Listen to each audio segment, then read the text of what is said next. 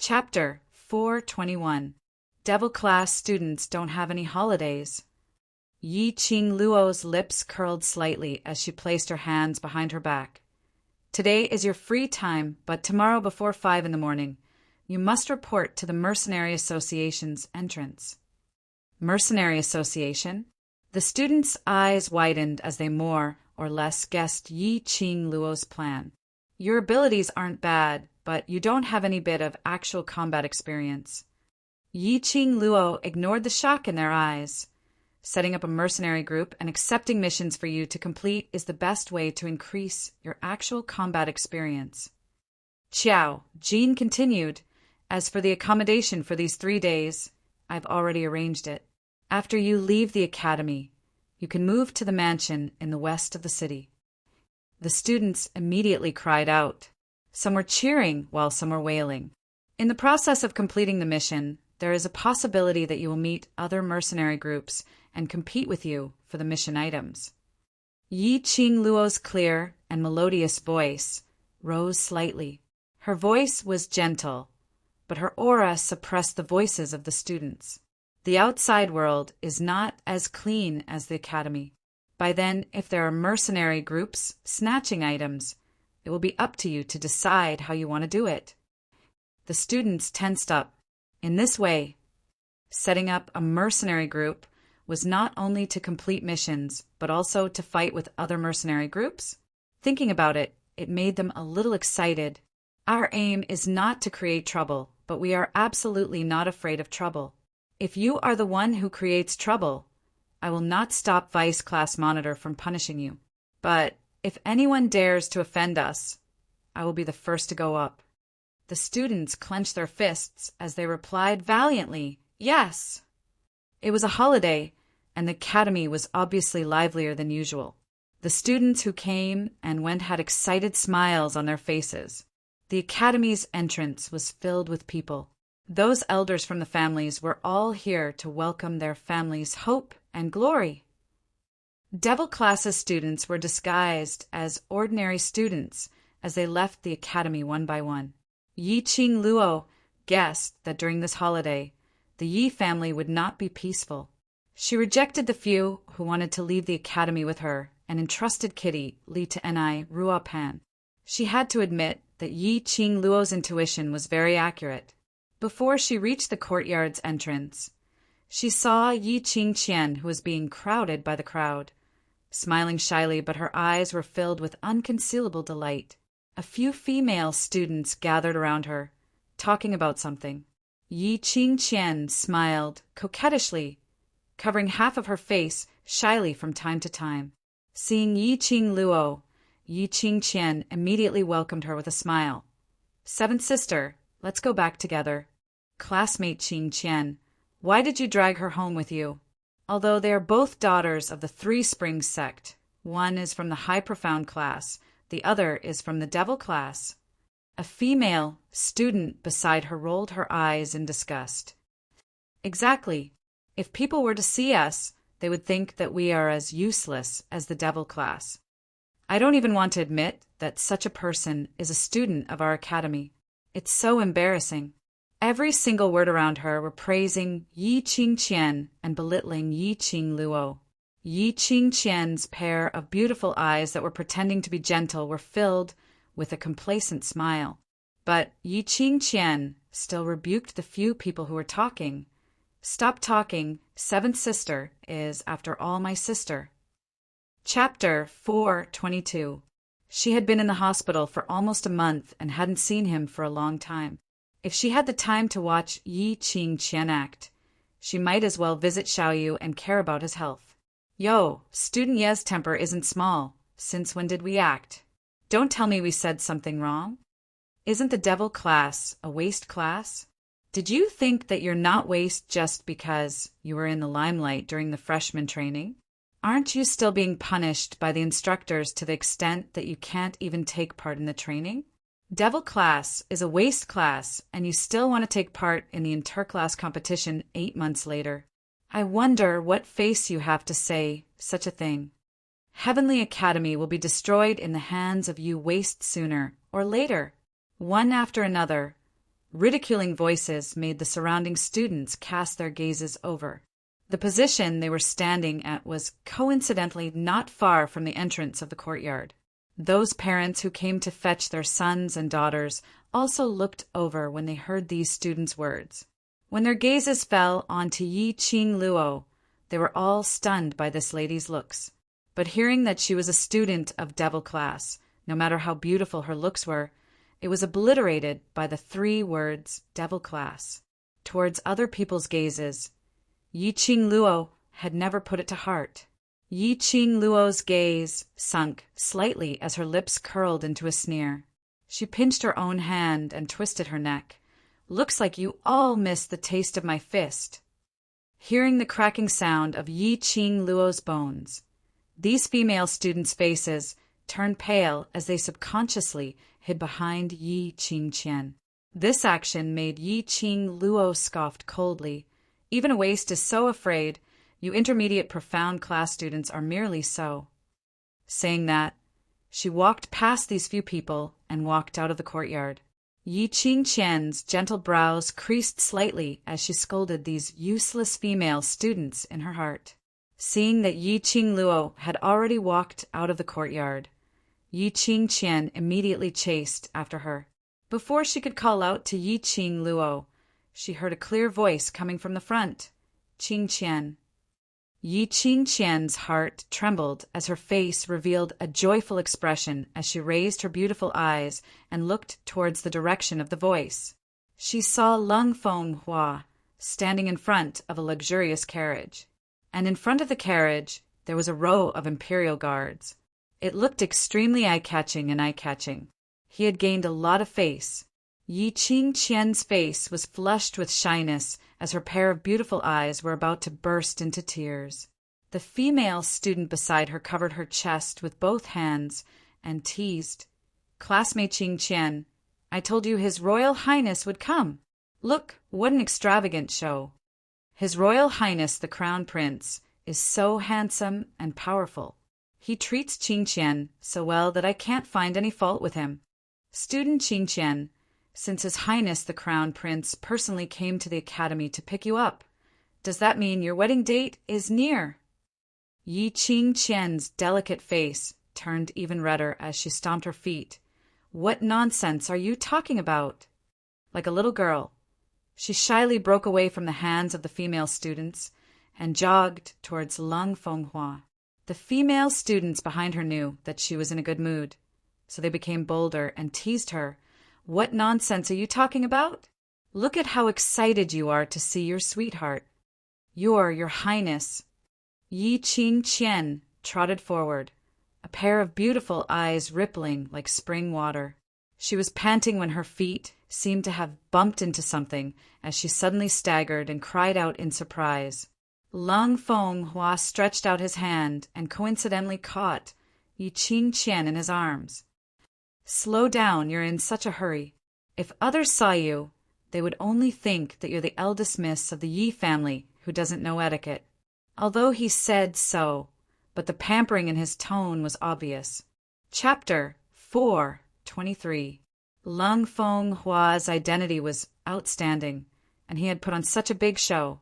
At the crowded entrance of the academy, the gazes of countless people were basically gathered on Lung Fenghua. There were also many family elders who wanted to greet Lung Fenghua after seeing him, but they were stopped by the imperial guards. At this moment, on seeing Yi Qing Jian and Lung Fenghua's lovey-dovey look, everyone could see it clearly. It was only the academy's holiday, yet Lung Fenghua had set up such a grand display, and even personally welcomed them. Everyone was guessing that the Three Springs sect and the royal family, were they preparing for marriage? Everyone then recalled what the female student had said earlier, and they all nodded in agreement. This was indeed the déjà vu of the wedding day approaching. Yi Qing Qian could feel the envious gazes from the surrounding, feeling that she was like the moon surrounded by stars. Everyone was surrounding her, praising her, envying her. She enjoyed this feeling too much. The depths of Yi Qing Qian's eyes were filled with a complacent expression. However, the expression on her face was still as gentle as a spring breeze. With a voice as gentle as water, she said softly, "Your Highness is busy with official business. In fact, there is no need for you to personally," before he could finish his words. Her soft and delicate body that was stuck close to Lung Feng Hua was pushed away by Lung Feng Hua. The man's handsome face lowered his eyes to look at her. Yi Qing Qian looked away shyly. Her voice was soft and charming. "Your Highness, you're so annoying. Where's Qing Luo?" These two voices sounded at the same time. Before Yi Qing Qian's tempting ending tone could hook up, she heard Lung Feng Hua's question. The smile on his face froze. Seeing Yi Qing Qian not replying for a long time, Lung Feng Hua narrowed his eyes and repeated once again, "Qian where's Qing Luo?" "Your Highness, why are you looking for seventh sister?"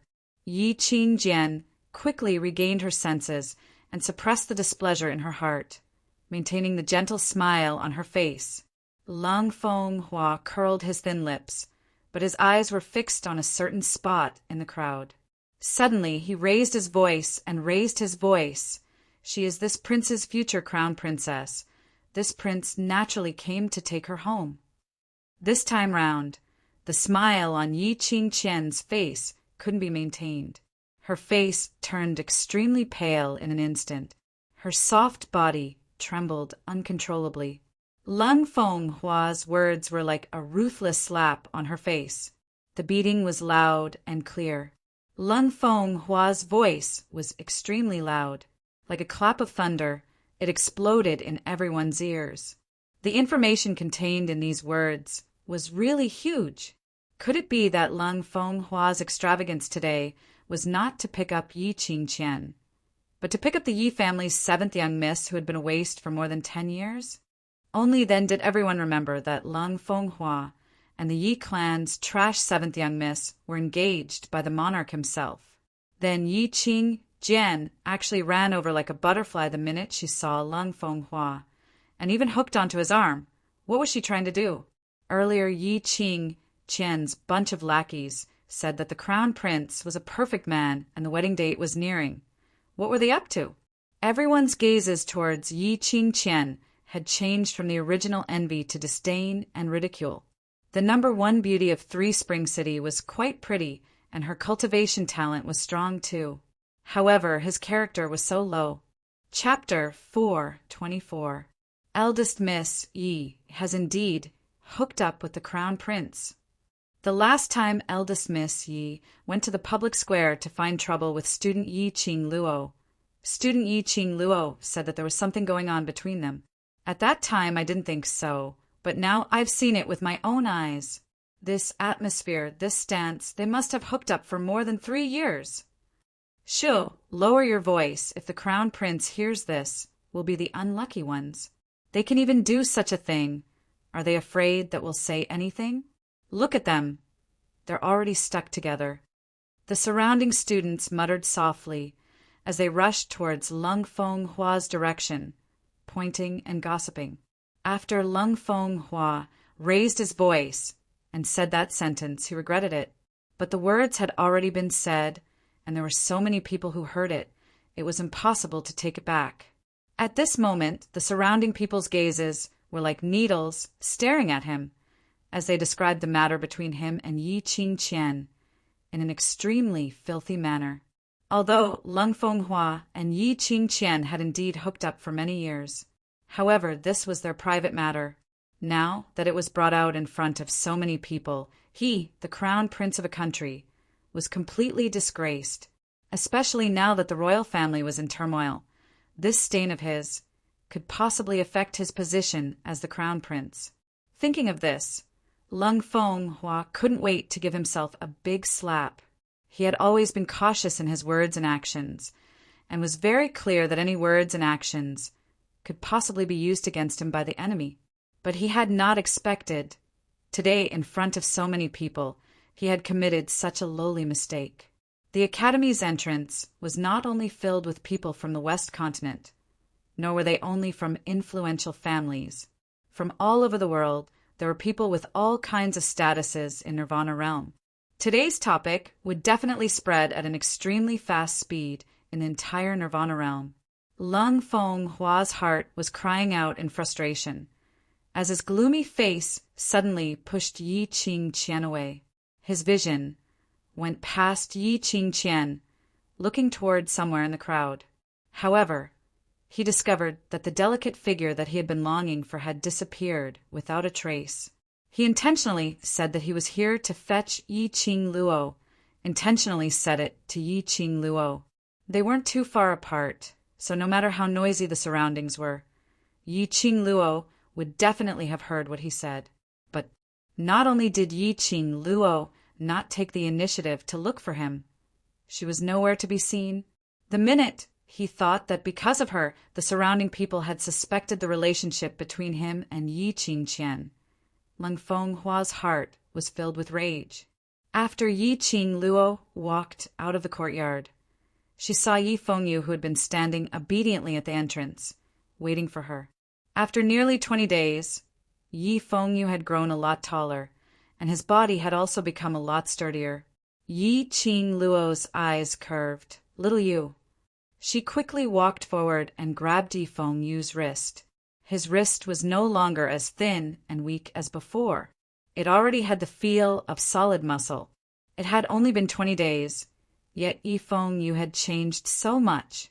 It seemed like old man Goei did not forget to train Yi Fengyu when he was the teacher of the devil class. "Sister." When Yi Fengyu saw Yi Qing Luo, a smile appeared on his delicate face. He was just about to stretch out his hand to take his sister's luggage, but discovered that Yi Qing Luo's hands were empty. Yi Qing Luo rubbed his head. "The dormitory has been destroyed, the things inside can't be kept, and there's nothing valuable inside." Chapter 4:25. "You put your mind on training. Don't keep paying attention to my sister." Yi Qing Luo's hand, which was rubbing his head, suddenly increased in strength as she gave him a hard slap. Yi Fengyu hugged his head in pain. "I'm just worried about you." "Is your sister's hand someone to worry about?" The siblings chatted on, totally not paying attention to the situation over at Lung Feng Hua's side. So naturally they didn't hear the words that he deliberately raised his volume to tell her. Just as she was preparing to return to Three Springs Sect, a few students suddenly appeared in front. "Student Yi, Crown Prince is here to pick you up personally. What are you still doing here? His Highness the Crown Prince treats you so well. Earlier your eldest sister thought that Crown Prince was here specially to pick her up, so she pretended to be shy. Who knew? Crown Prince said he was here to pick you up. Student Yi, hurry over. Don't let Crown Prince wait for too long." I can't wait to see Yi Qing Qian's sullen face. She really thinks of herself as a goddess, looking down on other students, but still being outdone by her own sister. Still trying to snatch her own sister's fiancé.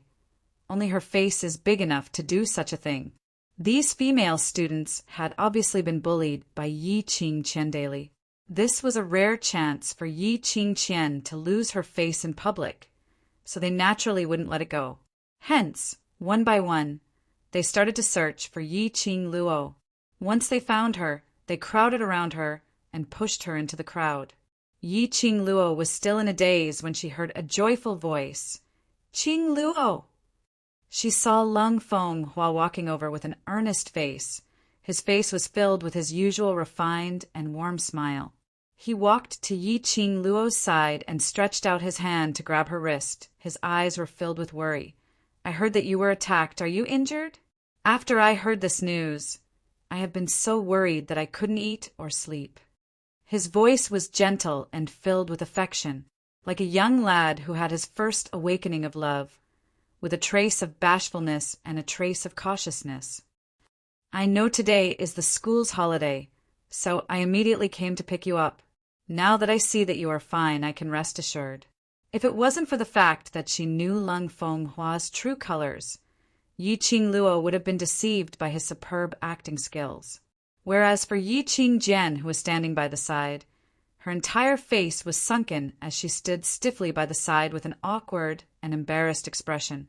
She pretended to be sentimental as she went up to Lung Fenghua, intentionally flaunted her love. But when Lung Fenghua questioned Yi Qingluo, and even said that he was here to fetch Yi Qingluo, she was given a tight slap on her face. But now, Lung Fenghua had ignored her and treated Yi Qingluo with eagerness and gentleness. That was like sprinkling a handful of salt on her wound. Lung Fenghua's eyes were obviously drooling over Yi Qingluo. Furthermore, after Yi Qingluo had stirred things up, Lung Fenghua had never mentioned the topic of marrying her again. Yi Qingqian was trembling with rage. She had given everything to Lung Fenghua. She had given her entire life to Lung Fenghua. But in the end, this was the result? She would never accept this. In his heart, an inexplicable flame of jealousy burned incessantly. Yi Qingluo's eyes narrowed slightly as she faintly glanced past Yi Qingjian, who was shooting a hateful gaze at her, as her lips curled into an arc of ridicule. "I've troubled your highness." Chapter 4:26. Banquet. Lung Fenghua had never set up any banquet for her. Yi Qingqian's body trembled even more violently. The hands hidden in her sleeves clenched tightly into fists. She had to suppress the rage in her heart and maintain her image in front of everyone. Yi Qingqian was angry, but Yi Qingluo smiled charmingly, that pair of long and narrow eyes that could charm all living beings, her eyebrows curved, seducing one's soul. For a moment, Lung Fenghua almost went into a daze. He secretly cursed himself for being blind in the past, to give up such a stunning beauty and insist on a secret meeting with Yi Qingqian. Today he had almost ruined his reputation. In order to wash away the rumors between him and Yi Qingqian, he wanted to release all his love for Yi Qingluo. "Qingluo, it must be tiring to stand and talk. Let me help you into the car." Lung Fenghua held Yi Qingluo's arm, looking like a 24 filial fiancé. "You, let go of my sister." Yi Fengyu's face was ashen. He threw the luggage on the ground and rushed forward, pulling Yi Qingluo behind him. Towards Lung Fenghua, he had no good impression at all. Outsiders might not know, but as a member of the Yi family, he was very clear about it. Lung Fenghua and Yi Qingluo were obviously engaged, but he still wanted to mix around with Yi Qingqian. If it was other women, it was normal for a man to have 3 wives and 4 concubines, especially as the crown prince. There was no lack of women around him. But that woman was Yi Qingqian. Without the woman's soft arm in his hand and that unique fragrance, Lung Fenghua inexplicably felt an emptiness in his heart. He subconsciously stretched out his hand, trying to grab Yi Qingluo's hand. However, Yi Fengyu's back was as straight as a ramrod, not giving him any chance to touch his sister. That protective look made Yi Qingluo couldn't help but laugh out loud. It seemed that the training in the academy not only had his body changed, even his character had changed. If it was in the past, Yi Fengyu would never dare to use such an attitude to face Lung Fenghua. "Xiaoyu, you go back first." Yi Qingluo put her hand on Yi Fengyu's shoulder and gently moved his body in front of her. "Since the crown prince has invited me, how can I not go?" "Sister." Yi Qingluo raised her head and squinted at Yi Fengyu. Yi Fengyu stopped speaking, pursed his lips, and moved away unwillingly. Yi Qingluo's lips curled into a smile as she gently patted his shoulder. At the same time, Yi Qingluo suppressed her voice to a volume that only the both of them could hear. "Find some time in the afternoon to go to the Wester Mansion and look for a Mr. called Xiaojin. Say he's my younger brother and just listen to his arrangements." With that, she had already walked towards Lung Fenghua's direction. When Lung Fenghua heard that Yi Qingluo had actually agreed to the matter of the banquet, his face revealed an ecstatic expression as he immediately stretched out his hand to support Yi Qingluo. Yi Qingluo acted as though she didn't see him as she flipped over and leapt onto that carriage. Lung Fenghua was startled, but he was not angry. He got on the carriage with a smile. Yi Qingqian gritted her teeth as she clenched her fists tightly, as a vicious look surfaced on her face. That pair of eyes under the long hair stared fiercely at Yi Qingluo as though it was laced with poison.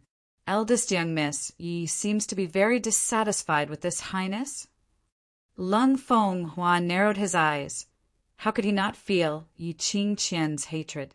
In order to make the surrounding people believe that there was no relationship between him and Yi Qingqian. At this moment, the expression on Lung Fenghua's face was as cold as ice. His eyes revealed a sliver of indistinct warning. Chapter 4:27. Only then did Lung Fenghua's expression become slightly better. He gave a cold harumph and flicked his sleeves. "I'll have to trouble eldest Miss Yi to send 8th young master Yi back to his residence, and also to inform Patriarch Yi and old ancestor that Qing Luo has been brought to the Crown Prince Palace by me." Just a second ago it was still gentle and sweet. She thought that she would become the object of envy in the eyes of all the students today. But in the next second, reality completely crushed her. She was ordered around by Lung Fenghua in front of everyone. At this moment, although she was filled with anger, she still smiled delicately and said, "Yes, Chenner understands." Lung Fenghua withdrew his gaze and entered the carriage. The group of people left in a mighty manner. The scene was extremely grand. Yi Qingqian's mouth was filled with dust from the clatter of the horses' hooves. She tried her best to restrain her emotions. The long hair on the side of her cheeks scattered, concealing her venomous resentment and gloom. The surrounding students and parents were filled with envy towards Yi Qingluo and praising Lung Fenghua. All of them were certain that Lung Fenghua's action was to let Yi Qingluo officially marry into the family. "Classmate Yi is so lucky to have such a good fiancé. If it were me, I would definitely faint from happiness." That's right, that's right. His Highness the Crown Prince is so busy every day, but he's still so concerned about Student Yi. He especially found out about the holiday and personally came to pick Student Yi up. It's so heartwarming. Of course, although Student Yi is placed in the Devil class, but her strength is obvious to all. She was beautiful and powerful, so of course the Crown Prince would like her. Unlike some people who shamelessly seduce their future brother-in-law and even think of ways to smear their own sister's name. That's right. If I were the Crown Prince, I would also choose Student Yi. The surrounding discussions were in full swing, and although they had intentionally suppressed their voices, but Yi Qingqian could still hear it clearly. She was so angry that her body trembled. Originally, the one who should be envied was her. This glory belonged to her. It was all Yi Qingluo's fault. It was Yi Qingluo, that slut. He took away everything that belonged to her. Just by taking the title of the first wife's daughter, she could become the young lord of the Three Springs sect and be engaged to Lung Fenghua. Why, these were supposed to be hers. A sharp glint flashed past Yi Qingqian's eyes as she speedily chased after the carriage without giving him a glance. Yi Fengyu thought that she was embarrassed and wanted to leave first. He didn't think too much about it and picked up his luggage to go home. Crown Prince Palace, the resplendent and magnificent palace, was imposing and magnificent. At this moment, the huge garden was filled with countless exquisite delicacies. Lung Fenghua had indeed chosen a good place. Sitting here for a meal, if the other party was someone else, Yi Qingluo would definitely be able to have a full meal. Lung Fenghua had been staring at Yi Qingluo's face all this while. Seeing that she was surveying the surroundings without any signs of disgust, he secretly heaved a sigh of relief. He and Yi Qingluo were sitting face to face, separated by a long table in the middle. Royal Father had always said that the flowers in this Highness's garden are extremely splendid and colorful.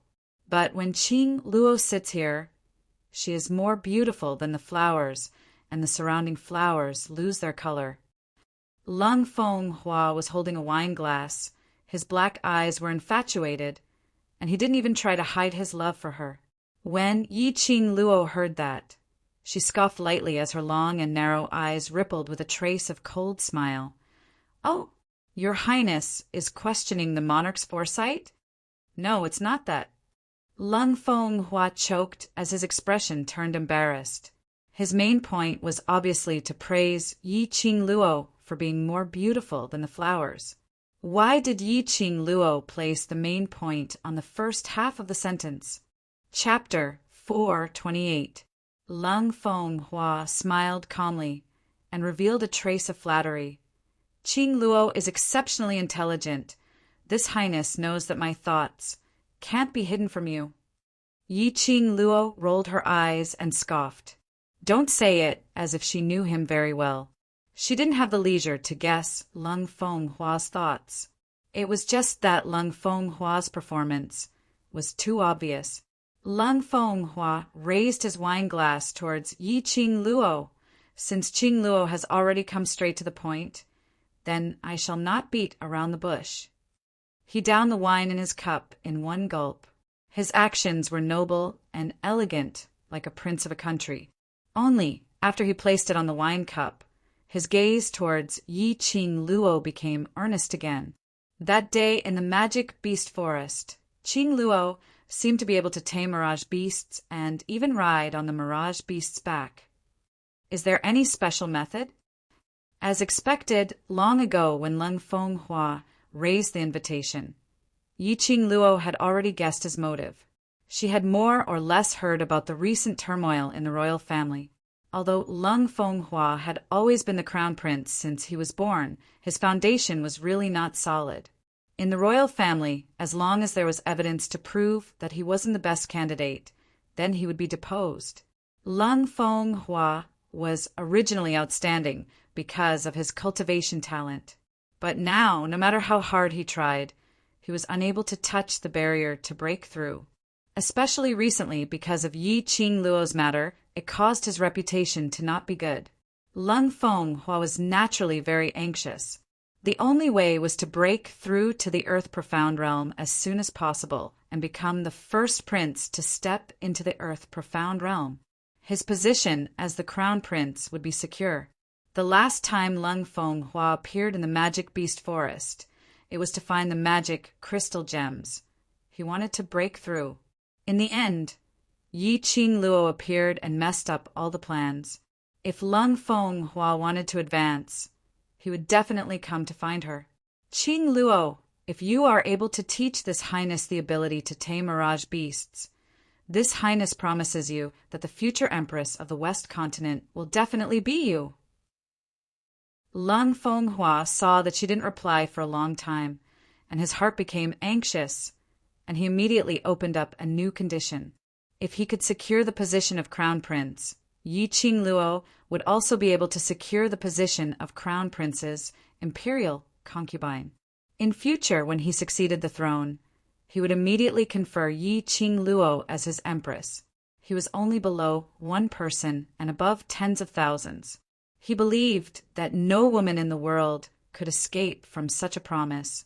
However, after Lung Feng Hua said these words, Yi Qing Luo still held on to a smile which didn't look like a smile and didn't make a sound.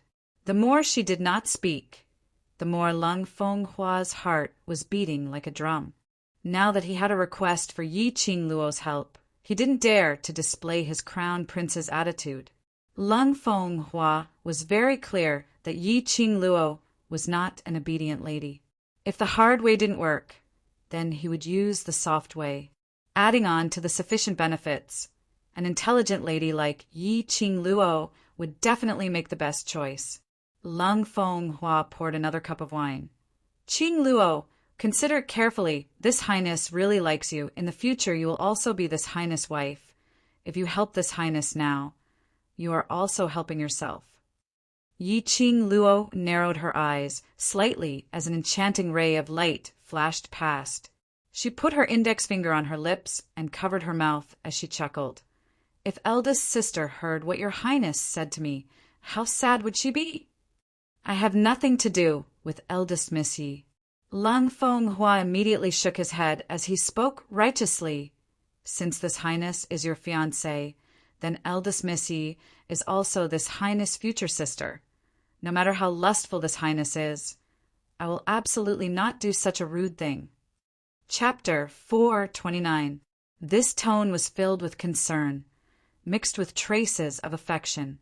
Yi Qing Luo squinted her eyes as she looked at him with a faint smile. Lang Feng Hua's face was filled with righteousness, as though this kind of slander had caused him great harm. Yi Qing Luo laughed coldly in her heart and was about to open her mouth when her vision suddenly caught a slender figure. Yi Qing Qian followed along. Most likely, she had heard everything that Lang Feng Hua had said just now. She wondered how Yi Qing Qian would feel when she heard the man whom she loved dearly slandered her because of another woman. Yi Qing Luo smiled but didn't say a word. Lang Feng Hua persisted. Qing Luo, this highness is your fiancé. You should believe in this highness. Saying that, he observed Yi Qing Luo's expression and boldly stretched out his hand, trying to hold Yi Qing Luo's hand. Just as his hand stretched out, Yi Qing Luo's body leaned backwards, and the hand which was placed on the table slid onto her lap. One hand brushed the long hair by the side of her face, curling it on her fingertips as she gave a charming smile. If I said that I don't have any special method to subdue mirage beasts, will your highness still say these words? This highness's heart has always only had you. Lang Feng Hua's eyes were filled with sincerity. If you don't believe me, after this highness breaks through to Earth profound stage, this highness will immediately propose marriage to Three Springs sect to marry you. Yi Qing Luo smiled. Her fiery red lips curled into a teasing smile. That radiant and beautiful face, those long and narrow eyes were curved, displaying an enchanting charm. This smile had mesmerized Lang Feng Hua's eyes, captivated his heart. This made Lang Feng Hua full of confidence as he raised his wine cup, raising it towards Yi Qing Luo. This highness will definitely let you see this highness's sincerity towards you. Yi Qing Luo's jade fingers held the wine cup in front of her as she shook it gently. Marry me? The lady's enchanting voice was like pearls falling onto a jade plate, crisp and clear. Lang Feng Hua's eyes lit up, indeed facing power and status. No lady could escape from this temptation. He immediately nodded and smiled warmly. Yes, I will marry you and make you my only crown princess. You will be the future emperor-empress. Yi Qing Luo's lips curled upwards as she gave a charming smile. But she just smiled and didn't say anything. She didn't respond to him. Lang Feng Hua didn't rush her, as he eagerly helped Yi Qing Luo to arrange the dishes and raised his wine cup to toast Yi Qing Luo. Yi Qing Luo's charming eyes were suffused with a trace of destructive radiance.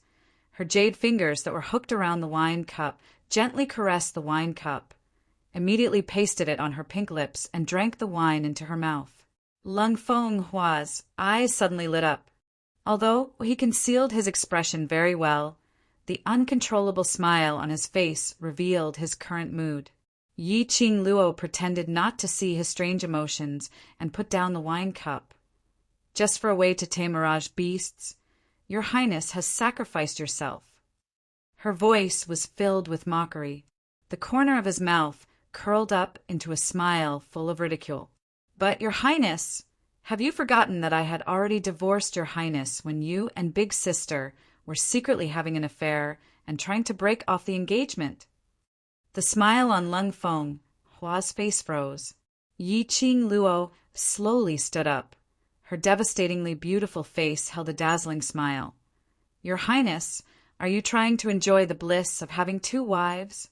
But your highness should think carefully on how to explain to big sister. Saying that, her vision swept directly towards a corner, as her lips twitched with a smile which didn't look like a smile. What do you mean? Lang Feng Hua's expression tightened as he followed Yi Qing Luo's gaze. Chapter 430. Qing Luo, you can't leave. Lang Feng Hua immediately stood up and wanted to chase after her. But before he could straighten his body and raise his hand, his entire body went limp as though he had no energy at all. A surge of raging fire was burning within his body. He fell onto the long table, and half of his body had already covered the exquisite delicacies on the long table. His body was stained with quite a bit of soup, but he didn't even have the energy to move. His entire body was burning with that burning feeling. You must be wondering what on earth is going on. Yi Qing Luo stopped in her tracks as she looked down at Lung Fenghua, who was sprawled on the table. Her smile was still as bright as a flower. The coldness amidst the laughter was like frost. Lung Fenghua's face was filled with astonishment as his trembling finger pointed at Yi Qing Luo. You didn't. Curious why I had obviously drunk this cup of wine, but the one who was drugged is you? Yi Qing Luo directly repeated Lung Fenghua's question. Lung Fenghua blinked his eyes. His entire face was flushed red from the aphrodisiac, and his entire body was boiling hot as sweat dripped down. Yi Qing Luo laughed coldly in her heart. Did he really treat her as an idiot? A lone man and woman, set up in the garden, and there wasn't a single attendant or maid to serve them. How could she not see through Lung Fenghua's motive? What's done cannot be undone. That would depend on whether he had the ability to cook the rice or not. Yi Qing Luo laughed coldly as her fingertips hooked onto that wine cup on the table and shook out a handful of medicinal powder. Following that, she picked up the wine cup, which Lung Fenghua had drunk several times earlier, and flicked her fingers around the rim of the cup. Around the rim of the cup, a circle of jet black immediately appeared. Lung Fenghua's face flushed red as his eyes widened in disbelief.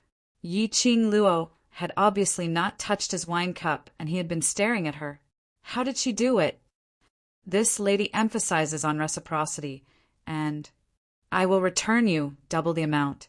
Don't worry, your antidote will be here soon. Yi Qing Luo gave a low laugh as she bent down slightly as though she was looking at an ant that was about to die. Perhaps it was because his entire body was drugged.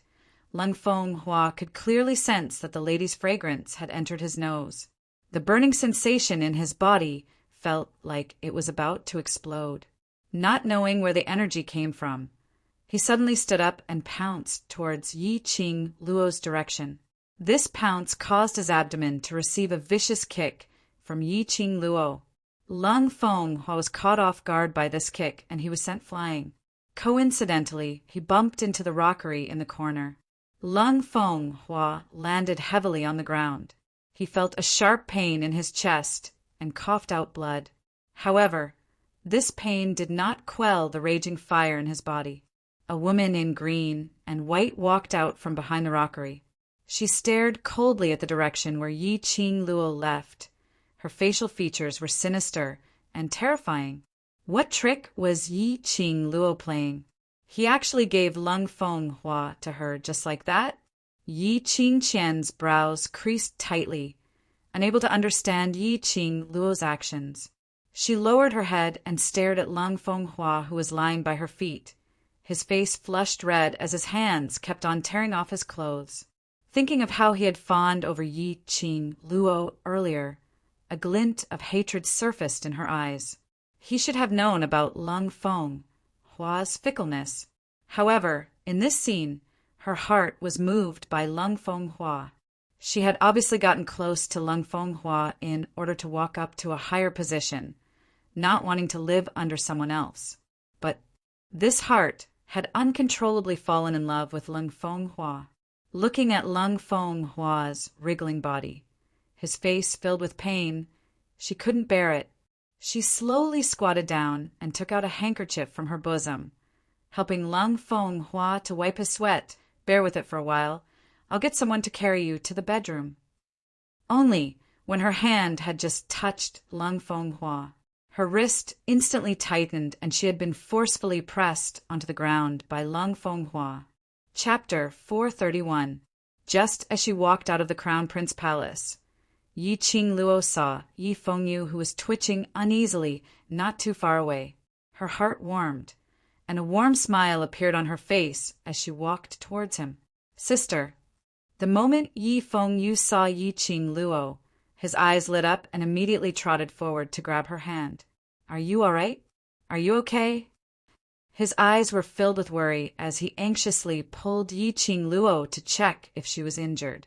Yi Qing Luo's eyes were filled with smiles. "You don't trust me that much?" Listening to her relaxed tone, Yi Fengyu's heart that was hanging in his throat finally calmed down.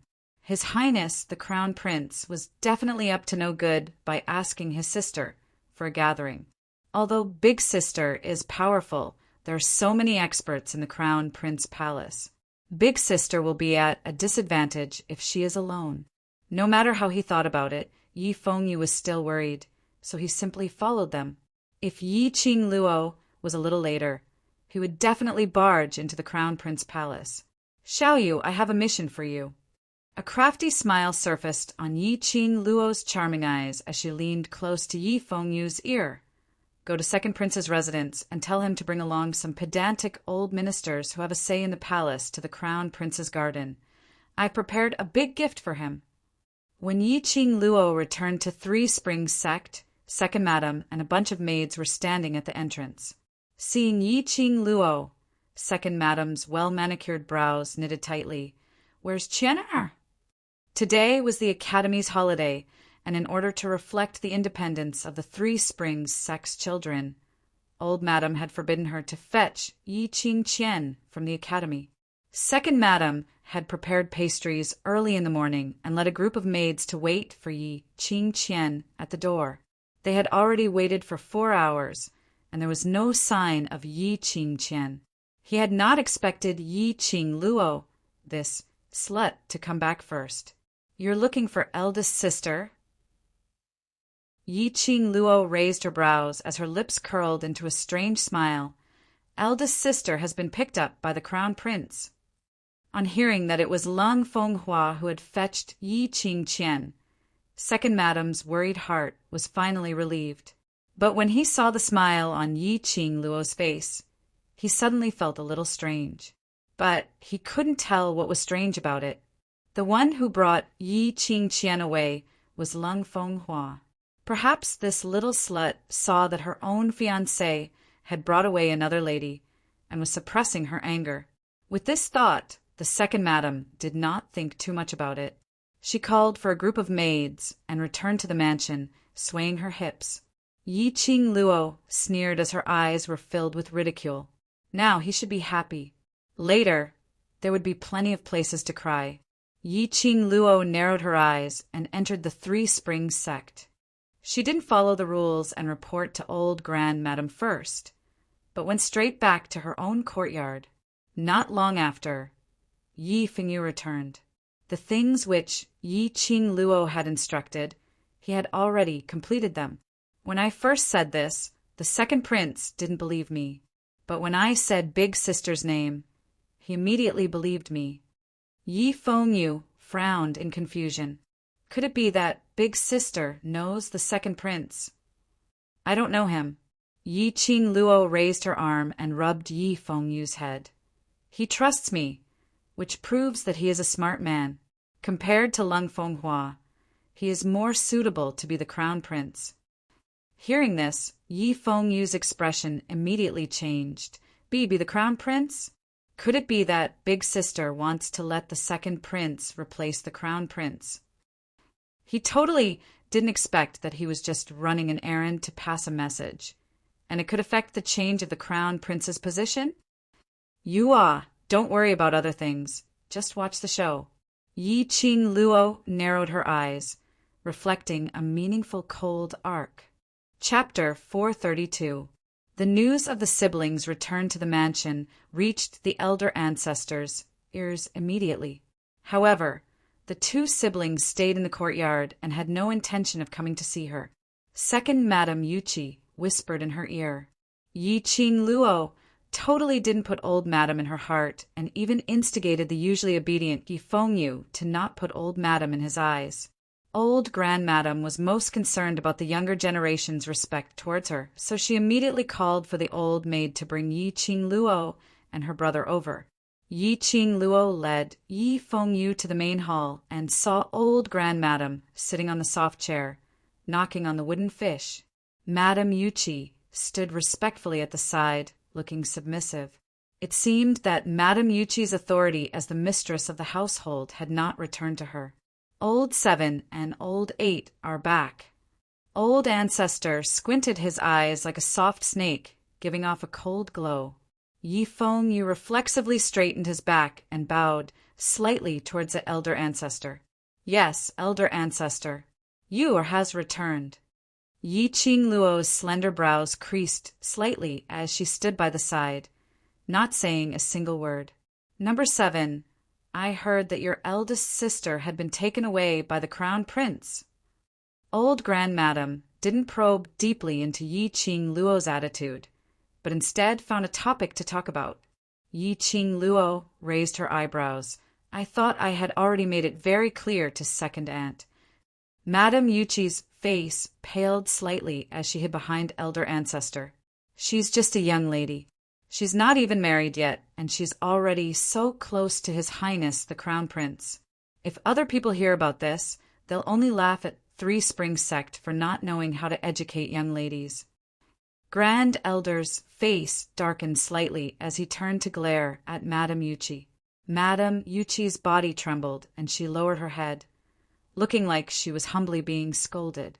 Yi Qing Luo sneered in her heart when she heard that. This old ancestor was indeed a smart person. He's pretty good at playing dumb, knowing that currently Lung Fenghua was Yi Qing Luo's fiancée on the surface. However, the old ancestor did not mention a single word about it. Come to think of it, old grandmadam was still hoping that Yi Qingqian would be able to tie Lung Fenghua up so that she could secure the position of Crown Prince's imperial concubine. Look how kind and filial she is. Knowing the old ancestor's plan, he purposely added fuel to the fire. It wouldn't be long before Yi Qingqian would be able to marry Lung Fenghua as she wished, fulfilling the Yi family's long-cherished dream. Old 7th you too, why didn't you persuade your eldest sister a little more? Old grandmadam brought the topic back to Yi Qing Luo. Yi Qing Luo's lips twitched with a smile that didn't look like a smile. When eldest sister and crown prince are deeply in love, how can I stop them if I go and persuade them? The old ancestor was embarrassed, and his face turned red as he choked. She had totally not expected Yi Qing Luo to put it so bluntly in front of her. But on seeing Yi Qing Luo's calm expression towards the matter of Lung Fenghua and Yi Qingqian being together, her heart faintly heaved a sigh of relief. She had been feeling uneasy ever since her 7th brother left under the protection of His Majesty, the Overlord. She had lived for most of her life. How could she not understand that Di Zun was trying to build support for her 7th brother? He had used his actions to show that he, the Overlord, would stand by old 7th's side and be his backer. Who was Di Zun? He was a legendary figure that was famous throughout the entire Nirvana realm. He had the #1 powerhouse, the Imperial Palace, as his backing, and he himself was so powerful that there was no opponent in the world who dared to go against him. Today, Di Zun wanted to protect Yi Qing Luo. When old grandmadam faced Yi Qing Luo, she naturally could not throw her face away like in the past. Chapter 433. A lady who had been touched by the Crown Prince. No matter where she went, no one dared to accept her. Moreover, based on Yi Qing Luo's character, if she became the Crown Prince's concubine, she would absolutely not allow Yi Qingqian to become Lung Fenghua's concubine, to put on a show of 2 sisters serving 1 husband. Old Madam was extremely curious what was the relationship between Yi Qing Luo and the Overlord. From the looks of it, it really didn't seem like a simple master-disciple relationship. If she was able to get close to the Overlord, then Three Springs sect would completely have the hope of turning the tables. Yi Qing Luo merely shot a glance at old Madam and had already guessed most of what she was thinking in her heart. She sneered as she tugged Yi Fengyu's arm and walked towards the armchair. Without waiting for old Madam to say anything, she sat down directly.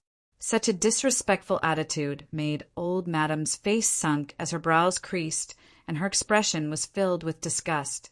This disgust disappeared in a flash. Following that, old Madam's voice turned gentle as she gave an amiable smile. It's been hard on you during this period of time in the academy. In the past, when eldest and second brother came back from the academy, they would need to nourish their bodies for several days. In a while, Grandma will get the maids to bring some nourishing soup for you and your brother. No need. Yi Qing Luo rejected without any hesitation. It's rare for us to have a holiday. I've already promised a few students that for the 3 days of holiday, I will bring Xiao Yu and the rest to have fun outside. Old Madam's amiable expression could no longer be maintained. The pair of slender eyes revealed a thick gloominess. This lass seemed to have grown some ability. Did she think that just because she had the Overlord she could be lawless? He didn't even put him in his eyes. Madame Yuchi saw that the atmosphere had turned gloomy and old Madam's expression turned uglier. She was both happy and apprehensive. What made them happy was that old Grand Madam didn't treat Yi Qing Luo as a treasure just because she had a much stronger ability than Yi Qing Qian, nor because she had the backing of the Overlord. But she was apprehensive and worried that old Grand Madam would vent the anger which he was unable to vent on Yi Qing Luo on her. She deliberated over her words for a long time before saying, Miss Qi is still young, and a child loves to play. It's rare for her to have a holiday. Since Miss Qi has an appointment with her classmates, let her go. The old ancestor's deep gaze moved towards Madame Yuchi. Madame Yuchi shuddered at the sight of those sinister, snake-like eyes. Fortunately, although the old ancestor's gaze was cold, he didn't say anything else. He was extremely satisfied with Madame Yuchi's words that broke the deadlock. Old Madame nodded her head slightly as her gaze stared straight at Yi Qing Luo. What Madame Yuchi said is right. This 3 days holiday, Grandma will allow you to meet up with your classmates, but the next holiday, you'll have to leave some time for Grandma. If there's a next time, I'll try my best. Yi Qing Luo's lips curled up as she scoffed disapprovingly. The frivolous and perfunctory attitude made the wrinkled muscles on the old ancestor's face tremble. She forcefully suppressed the anger in her heart. More and more. She felt that this granddaughter of hers was simply uncontrollable. Madame Yuchi continued to smooth things over as she changed the topic. Speaking of classmates, Miss Qi, 8th young master, you haven't told old Madam which class you've entered? She paused for a moment as she gave a fawning smile, but her tone was filled with resentment. Miss Qi's performance in the ability assessment was so outstanding, so you must have been allocated to the high profound class, right? Devil class. Low profound class, second class. The two of them replied at the same time. Chapter 434. Low profound class. Madame Yuchi's eyes widened in disbelief, filled with astonishment. 8th young master, based on your aptitude, even if you can't enter the high profound class, you should at least be able to enter the intermediate profound class. Why are you in the low profound class? Because the previous two were Yi Qing Qian and Yi Fengru, who had directly entered the high profound class. In their minds, the low profound class was the lowest class. I feel that the low profound class is very good. Yi Fengyu was roared at and stared at by old Madame's eerie gaze. He felt a chill down his spine as he lowered his head and muttered, I can learn more in the low profound class. I'm the one who asked him to go to the low profound class. Yi Qing Luo interrupted Yi Fengyu's words in a calm voice. Previously, the academy that little Yu attended had completely wasted him. He needs to consolidate his own foundation, and the low profound class is the best place to train his foundation. The reason why she explained was purely because she didn't want to see Madame Yuchi's smirk under the shock and agitate Yi Fengyu. For a child of Yi Fengyu's age, his soul was the most fragile, and he liked to indulge in flights of fancy. If he really thought that the low profound class was the most useless class under Madame Yuchi's hint, it would possibly strike Yi Fengyu's intention to consolidate his foundation. However, this explanation, in the ears of old Madame and Madame Yuchi, was an extremely far-fetched excuse. Heavenly Academy's class allocation. How could she just say which class she wanted to go to? Wait, this devil class. What's going on? Old Madame squinted her eyes as she looked at Yi Qing Luo in astonishment. She had heard of Yi Qing Luo's performance during the assessment. She broke the record set by a genius cultivator a few hundred years ago, which was 24 hours. Yi Qing Luo had set a new record, which was 1 hour. 24 hours and 1 hour. This contrast was so obvious. After that, during the ability assessment, she shone brilliantly. This kind of result, how could she be allocated to the devil class, the class that was synonymous with waste? You still want to go out and play with those waste in the devil class? Old Madame's face was ashen as the wooden fish in her hand broke with a bang. Old Madame hated waste the most in her entire life. Although she hated Yi Qing Luo, but Yi Qing Luo still represented the Three Spring sect. He actually entered the devil class. If this was spread out, how would others mock the devil class? The more the old ancestor thought about it, the more he could not conceal the anger on his face. No wonder Yi Qing Luo didn't think of making progress and still wanted to go on holiday. He had been led astray by those trash. Tomorrow, I will go to the elder quarters to have a good chat. Devil class. You must not stay here any longer. Yi Qing Luo squinted her eyes as her lips curled into a smile which didn't look like a smile. Whether the devil class is trash or not, whether I stay in the devil class or not, it has nothing to do with old ancestor. You, most importantly, ancestor, the times are different now. Your words are no longer the same as they were back then. If the Heavenly Academy can be easily persuaded, then it's not worthy of being called the best academy.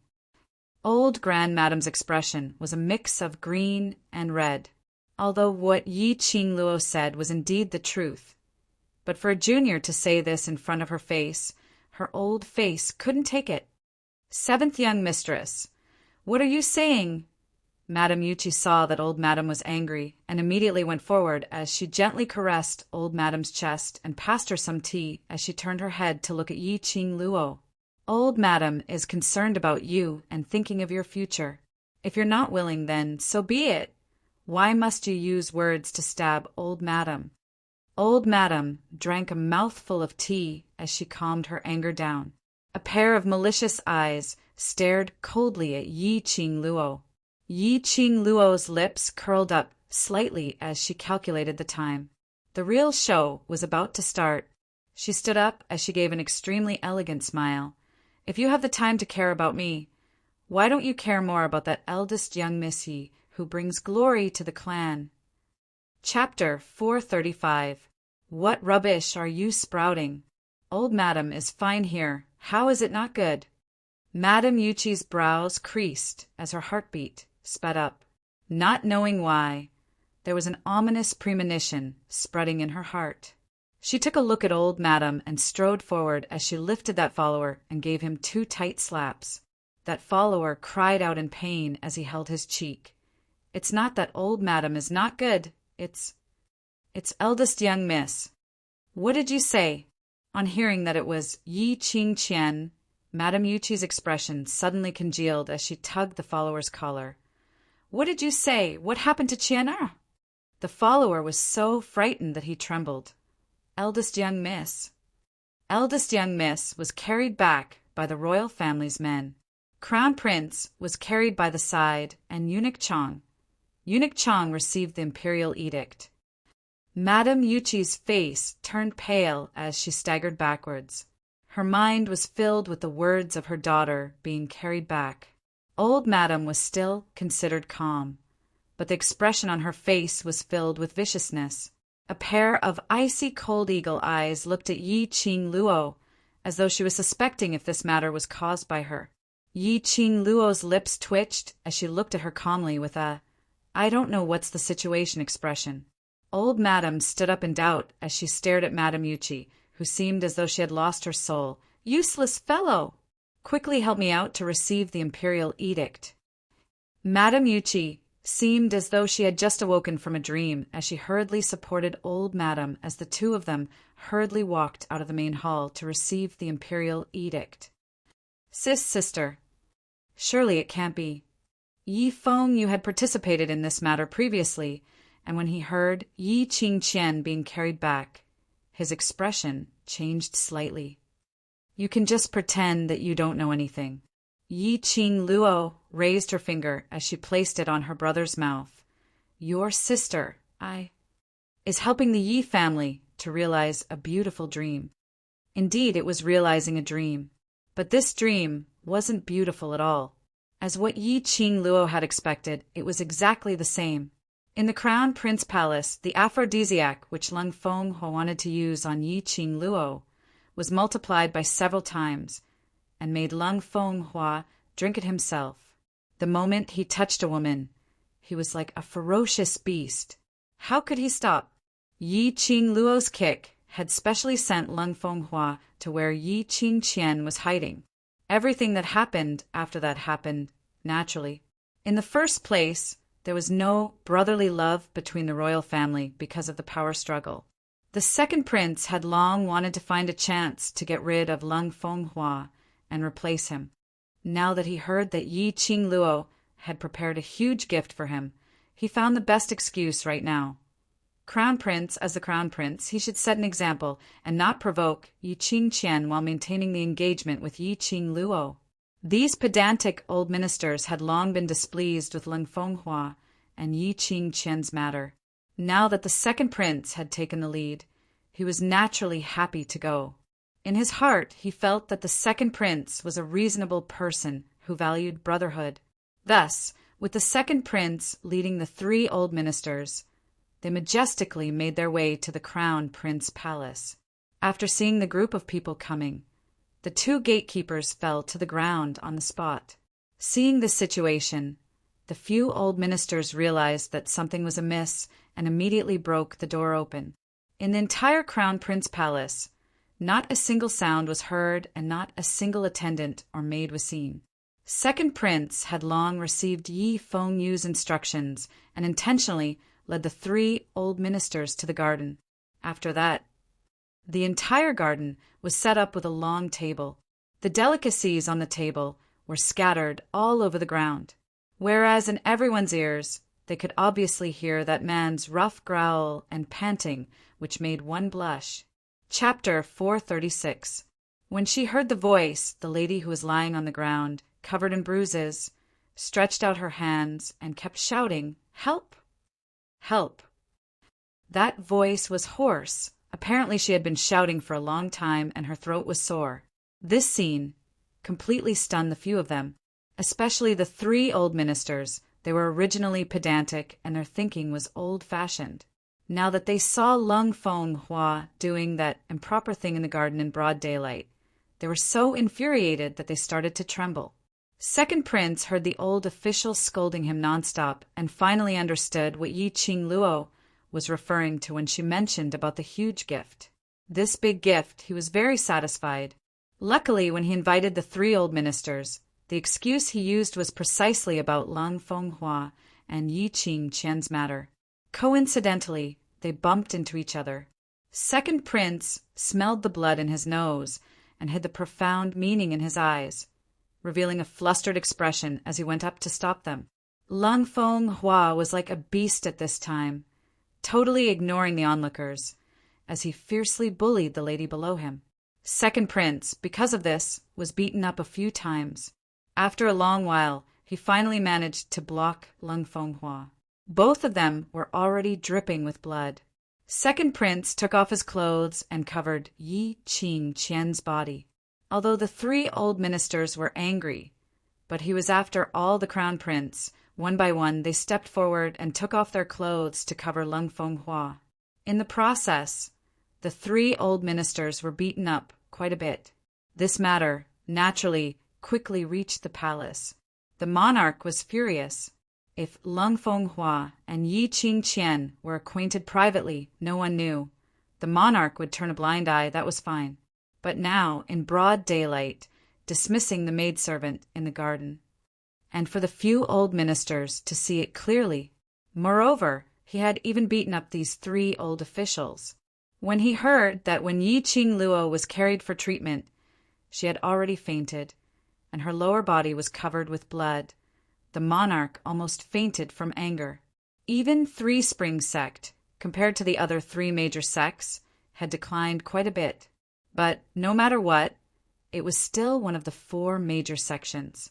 Otherwise, they wouldn't have disregarded the fact that Yi Qing Luo was a wastrel and forcefully betrothed the Yi family's first wife's daughter to Lung Fenghua. Now, Lung Fenghua had turned the Yi clan's eldest young miss into such a state. If he didn't give the Yi clan an explanation, how could Yi Tianquang let it go? Under the monarch's rage, he issued an imperial edict and made Eunuch Chang bring the unconscious Yi Qingqian to the Yi family to retrieve the edict. Lung Fenghua's position as the crown prince was revoked, and he was conferred the title of Kingping. He moved to a fiefdom in the south of the West Continent. Yi Qingqian had arranged for Lung Fenghua to be married to him, together with the dowry of the fief. As for the matter of Lung Fenghua betraying Yi Qing Luo and secretly having an affair with Yi Qingqian, the monarch expressed his deep apologies and rewarded Yi Qing Luo with quite a lot of gold and silver jewelry, in order to appease the anger of the 3 old officials, as well as the anger of the people of the world. The monarch gave Yi Qing Luo a handwritten instruction. With this handwritten order, Yi Qing Luo would be able to move about unimpeded within the imperial city's sphere of influence. Furthermore, she could make any request that did not harm the interests of the royal family, and the royal family would do their best to fulfill it for her. When Yi Qing Luo held onto this handwritten order, Eunuch Chang had already returned to report on the completion of the task. Yi Qingqian was carried to the main hall, and there were 2 female doctors who were sent by the monarch to take care of her. They recounted Yi Qingqian's current condition. Madame Yuchi's tears flowed as she listened, looking at her pale-faced and unconscious daughter on the stretcher. She cried miserably, muttering that she wanted to tear Lung Fenghua into pieces. These words made old Madame's eyelids twitch. Chapter 437. Looking at this scene, Yi Qing Luo's lips curled into a smirk of ridicule. In Madame Yuchi's eyes, this smile was a show of strength to her, a show of pride. Recalling what Yi Qing Luo said the minute she came back, Yi Qingqian said Lung Fenghua had picked her up, recalling that treacherous smile, recalling what she said earlier about asking them to take good care of Yi Qingqian. Madame Yuchi instantly went crazy as she struggled and pounced towards Yi Qing Luo. "It's you! You framed my daughter! You were the one who wanted to destroy my daughter! It must be Yi Qing Luo. It must be her. If it wasn't for Yi Qing Luo, her daughter wouldn't have turned into this state. It wouldn't take long for the entire Three Springs city to know about it. Carrying it from the palace to the Three Springs manor, it wouldn't be long before the entire Three Springs city knew about it. The eldest daughter of the Yi family was having an affair with the crown prince in broad daylight. In the end, he stole to the point where he was riddled with scars. Lung Fenghua was stripped of his position as the crown prince. From now on, he would not be able to step into the main city. He wouldn't be able to achieve anything. In this life, he could only be a prince with a title but no real power. If Yi Qingqian married over, her entire life would be ruined. Making such a big scene, Lung Fenghua had lost all his face, and the Yi family had also lost all their face. If Yi Qingqian married over, would she still be able to receive the favored treatment? Especially when I heard Yi Qingqian was eventually saved by the second prince. This meant that the second prince had seen her body. In this way, Lung Fenghua would despise Yi Qingqian even more. Thinking of this, Madame Yuchi didn't know where the energy came from as she struggled free from the old maid and pounced onto Yi Qing Luo, raising her hand to slap Yi Qing Luo's face. "You're such a vicious woman. You're a jinx. You've ruined both my daughters. What else do you want? What else do you want? I'll kill you. I'll definitely kill you. But before Madame Yuchi could even touch Yi Qing Luo, she felt a sharp pain on her chest as her body flew backwards. Coincidentally, Yi Tianquang received the news and returned. As soon as she stepped into the main hall, she bumped into Madame Yuchi. The strength of Madame Yuchi's throw was extremely great. Yi Tianquang staggered back a few steps from the impact and subconsciously threw the person in his arms away. Only then did he realize that it was Madame Yuchi, whose face was full of tears and was howling crazily. Madame Yuchi had long lost her rationality under the double stimulation. After being hugged by Yi Tianquang, she frantically greeted Yi Tianquang's face. Those sharp nails scratched Yi Tianquang's face, leaving several bloody marks. I'll kill you. Give me back my daughter. Give me back my daughter. Yi Tianquang impatiently grabbed Madame Yuchi's arm and ruthlessly flung her out. He heard the rumors outside and immediately rushed back, and also heard Madame Yuchi's howl towards Yi Qing Luo earlier. When Yi Tianquang heard of this news, his first reaction was to wonder if this matter was Yi Qing Luo's doing. As the head of a family, Yi Tianquang naturally wasn't stupid. After learning of this matter, the first thing he did was to ask the academy about it. But from what the surrounding students were saying, the one who boarded Lung Fenghua's carriage was obviously Yi Qing Luo. Why was it that the one who got into trouble was Yi Qing Jian? Not waiting for Yi Tianquang to ask, he saw Yi Qing Luo standing up after she finished kicking him. On that devastatingly beautiful face, the expression was cold and detached, neither anxious nor impatient. To speak, you need evidence. You keep saying that everything is because of me, then show me the evidence. Chapter 438. Yi Tianquang's eyes were filled with anger, and his rough voice immediately resounded throughout the main hall. You want proof, don't you? Those people at the entrance of the academy are all witnesses. You became the crown prince. Yi Tianquang paused. Remembering that Lung Fenghua's position as the crown prince had been removed, he changed his words. Got into King Ping's carriage. After all, they were at the academy's entrance, and there were so many people. In front of so many pairs of eyes, Yi Qing Luo had no intention to hide the fact that she had boarded Lung Fenghua's carriage. Her expression didn't change, and the corner of her mouth twitched contemptuously. So what? I did board Lung Fenghua's car, but did I ask Yi Qing Qian to go to the Crown Prince Palace? Yi Tianquang's words were dry and somewhat angry. That's also related to you. Lord Father, your words are quite interesting. Yi Qing Luo's eyes narrowed slightly as she smiled lightly. Don't push all the blame onto me. If the relationship between the two of them was clean, then no matter how I schemed, I would not be able to frame them. Isn't that so? Not waiting for Yi Tianquang to open his mouth, Yi Qing Luo took the lead to rebuke. Father also said that I boarded Lung Fenghua's carriage and went to Crown Prince Palace. Then why did Yi Qing Qian appear there? Why did the two of them get entangled after I left? That's right, if Yi Qing Luo wanted to frame Yi Qing Qian, the prerequisite was that Yi Qing Qian was in the Crown Prince Palace.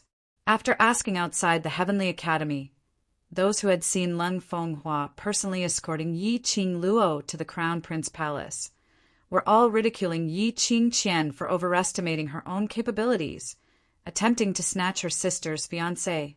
From the start to the end, Yi Qing Luo hadn't spoken a single word to Yi Qing Qian, so there was no way that Yi Qing Luo had deceived Yi Qing Qian into the Crown Prince Palace. What's more, there were people who vividly described Yi Qing Qian's twisted and malevolent expression when she stared at Lung Fenghua's carriage. Yi Tianquang was naturally aware of Yi Qing Qian's character, since he had always been paying attention to and doting on his daughter. Probably, Yi Qing Qian's appearance in the Crown Prince Palace was because she was jealous of Yi Qing Luo and specially tagged along. Seeing that Yi Tianquang remained silent, Yi Qing Luo's lips curled into a sneer. On the contrary, I feel that the person Lung Feng Hua wanted to meet today is actually Yi Qing Qian. But in front of so many people, he's afraid of ruining his own crown prince's reputation. So he deliberately used me as a shield. Otherwise, why would I be asked to leave the crown prince palace right after I arrived at the crown prince palace? And why would such a thing happen right after that? Yi Qing Luo's counterattack actually made sense. For a moment, Yi Tianquang was speechless. Even Madame Yuqi, who had been crying, stopped crying. It seemed like there was really such a possibility. After all, Yi Qing Qian and Lung Feng Hua had always been sneakily together. Some time ago, because Yi Qing Luo kept on bringing this matter out in the open in front of the commoners. This kind of scandal would greatly affect the crown prince's status. The most important point is, why did second prince go at such a coincidental time? Yi Qing Luo asked this question word by word. Second prince accepted such a huge gift from her and successfully brought Lung Feng Hua down from the stage. Although the monarch hadn't appointed another crown prince, but second prince's actions today had brushed up the three old ministers and the commoners' favorable impression. The crown prince's position would belong to second prince sooner or later. Just treat it as returning the gift. This pot, second prince, should carry it well. This sentence indeed attracted Yi Tianquang's attention. That's right, in the royal family, the only person Yi Qing Luo knew was only Lung Feng Hua. Yi Qing Luo probably hadn't even met second prince before. So how would she collude with second prince to frame Yi Qing Qian? Chapter 439. Yi Qing Luo had a panoramic view of Yi Tianquang and old Grand Madame's expressions. The corners of her lips curled into a cold smile as she turned around and grabbed Yi Fengyu's arm. She chuckled. Eldest sister, this matter has a deep impact on the Three Springs sect. Father will be mentally and physically exhausted in the near future. She paused for a moment, then smiled even more charmingly. I'm afraid I won't be able to see Big Sister get married.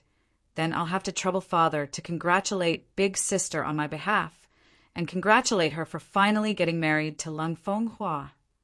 Ever since Yi Qing Luo's marriage was fixed, Yi Qing Jian had been racking her brains to seduce Lung Feng Hua. Finally, he successfully made Lung Feng Hua's gaze shift to him. Wasn't it for the sake of marrying Lung Feng Hua? Madame Yuqi's face was steely green as the rouge on her face was smeared by her tears. She didn't even know that as her pair of venomous eyes stared fiercely at Yi Qing Luo. Looking at the smile on Yi Qing Luo's face, listening to her congratulations, it was obvious that he harbored malicious intentions and wanted to see a joke. Get lost. Get lost. Get out of here. Madame Yuqi only felt that her eyes were extremely dazzling. A sour feeling assaulted her nose, and tears rolled down her cheeks again. Her two daughters, the two daughters she was so proud of, were ruined. Her dream of becoming the crown princess was over. Her dream of using her daughter's power to become the first madam of the Yi family was completely shattered. Yi Qing Luo's charming eyes were curved, sparkling like stars, dazzling and dazzling. She didn't say anything else and just dragged Yi Fengyu out of the main hall. Behind her, no one stopped her, nor did they have the time to stop her. The most important thing now was how to solve the scandal that Yi Qing Qian created. Although they wholeheartedly wanted Yi Qing Qian to become the crown prince's imperial concubine, but they had to use an open and above-board excuse to make it seem legitimate. At this critical juncture, he used such a method to expose everything.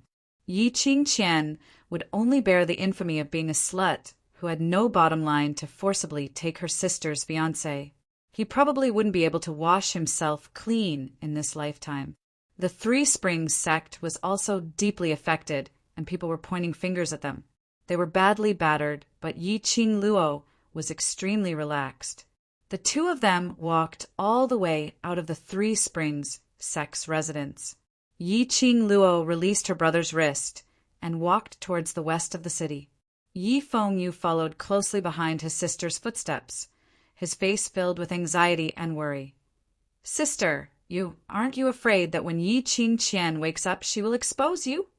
Yi Qingluo's righteous words to Yi Tianquang earlier had shocked him so much that his heart was thumping nonstop. Although he didn't understand the process, but he was very clear that Leng Fenghua and Yi Qingqian would be in the garden. It was absolutely related to his sister. Even if she were to expose me, who would believe her? Yi Qingluo wasn't bothered at all. Since she dared to say this, she wasn't afraid.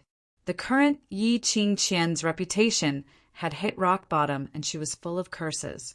Even if she said that she was framed by Yi Qingluo and said that Leng Fenghua was also framed by Yi Qingluo and had taken an aphrodisiac. But with Yi Qingluo's righteous speech earlier, the Yi family had already excluded Yi Qingluo from the first impression. When Yi Qingqian said this, Yi Tianquang would only think that she was at death's door and still wanted to drag Yi Qingluo down to be a scapegoat. All right, this matter ends here. What you need to do next is to put your mind on cultivation and training. Yi Qingluo saw that Yi Fengyu still had a worried look on his face and stretched out her hand to pinch his cheek. For the 3 days of holiday, you will follow the devil class of students and undergo actual combat training. Don't forget the promise you made to sister. Sister, I have always remembered it. Chapter 440. The young man's sonorous voice and unwavering tone declared his promise. Yi Qingluo's eyes were filled with smiles, like the sun, dazzling and warm. The next second, Yi Fengyu rubbed his face and muttered softly, "Devil class's students. All need to participate in actual combat training? You want me to follow them? Why don't you let me follow Master Goeyu? When you see them later, say this again." Yi Qingluo laughed lightly as she stretched out her hand and messed up Yi Fengyu's meticulously combed hair. Oh, City West Mansion. It was an old mansion which didn't look outstanding on the outside. This was the old mansion which Yan Xiaoyi had used all her years of savings to purchase. From the outside it looked rather old and shabby, and in the bustling Three Spring City it was extremely inconspicuous. But when Yi Qingluo led Yi Fengyu into the inner courtyard, the entire mansion style seemed to have undergone an earth-shattering change. The decorations, the clusters of flowers, the luxuriant trees, it was absolutely not inferior to any large family's mansion. On the contrary, it looked extremely luxurious. They had just arrived at the inner courtyard, and Xiao Jin was greeting the students, assigning them to their rooms. The minute he saw Yi Qingluo, he went up to her. "This mansion is much more comfortable than devil class. In future, when we graduate, let's sleep here at Xiao Yi's place." Saying that, his vision shifted onto Yi Fengyu. "My brother, Master Goeyyu's disciple." Yi Qingluo pushed Yi Fengyu forward. "His ability is not bad, but he lacks actual combat experience. He will be training with you these few days. Also, join the mercenary group?" Xiao Jin tugged Yi Fengyu as he touched his bone structure. "Join." Yi Fengyu was stunned as he blinked his eyes in a daze. "Sister, what mercenary group?" "Kids only need to be obedient. Don't ask too much." Yi Qingluo patted his head. "Go and nurture your relationship with your brothers and sisters." Yi Fengyu obediently agreed, his gaze drifting back and forth between the students around him.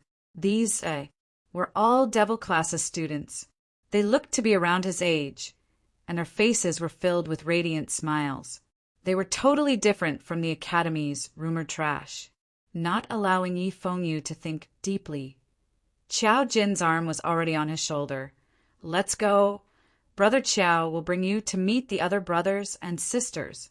The earlier you get to know each other, the more you can nurture your rapport." Yi Fengyu's body stiffened. He had never had a friend that he could put his arm around. Qiao Jin's action frightened him. Subconsciously, Yi Fengyu looked at Yi Qingluo for help. Before she could say anything, an elegant and cheerful voice rang out, "Sister, you're here!" She saw a lady dressed in a black furry long dress bouncing over to Yi Qing Luo's side as she hooked her arm with one hand. Her delicate and sweet face was filled with a sweet smile. Her eyes, which were as cunning as a cat's, were full of worship. Yi Fengyu's heart fiercely trembled, and he swallowed back the words that were about to come out of his mouth. Following that, a few other female students surrounded Yi Qing Luo. "Madam Qing Luo, Student Yi." Their faces were full of smiles.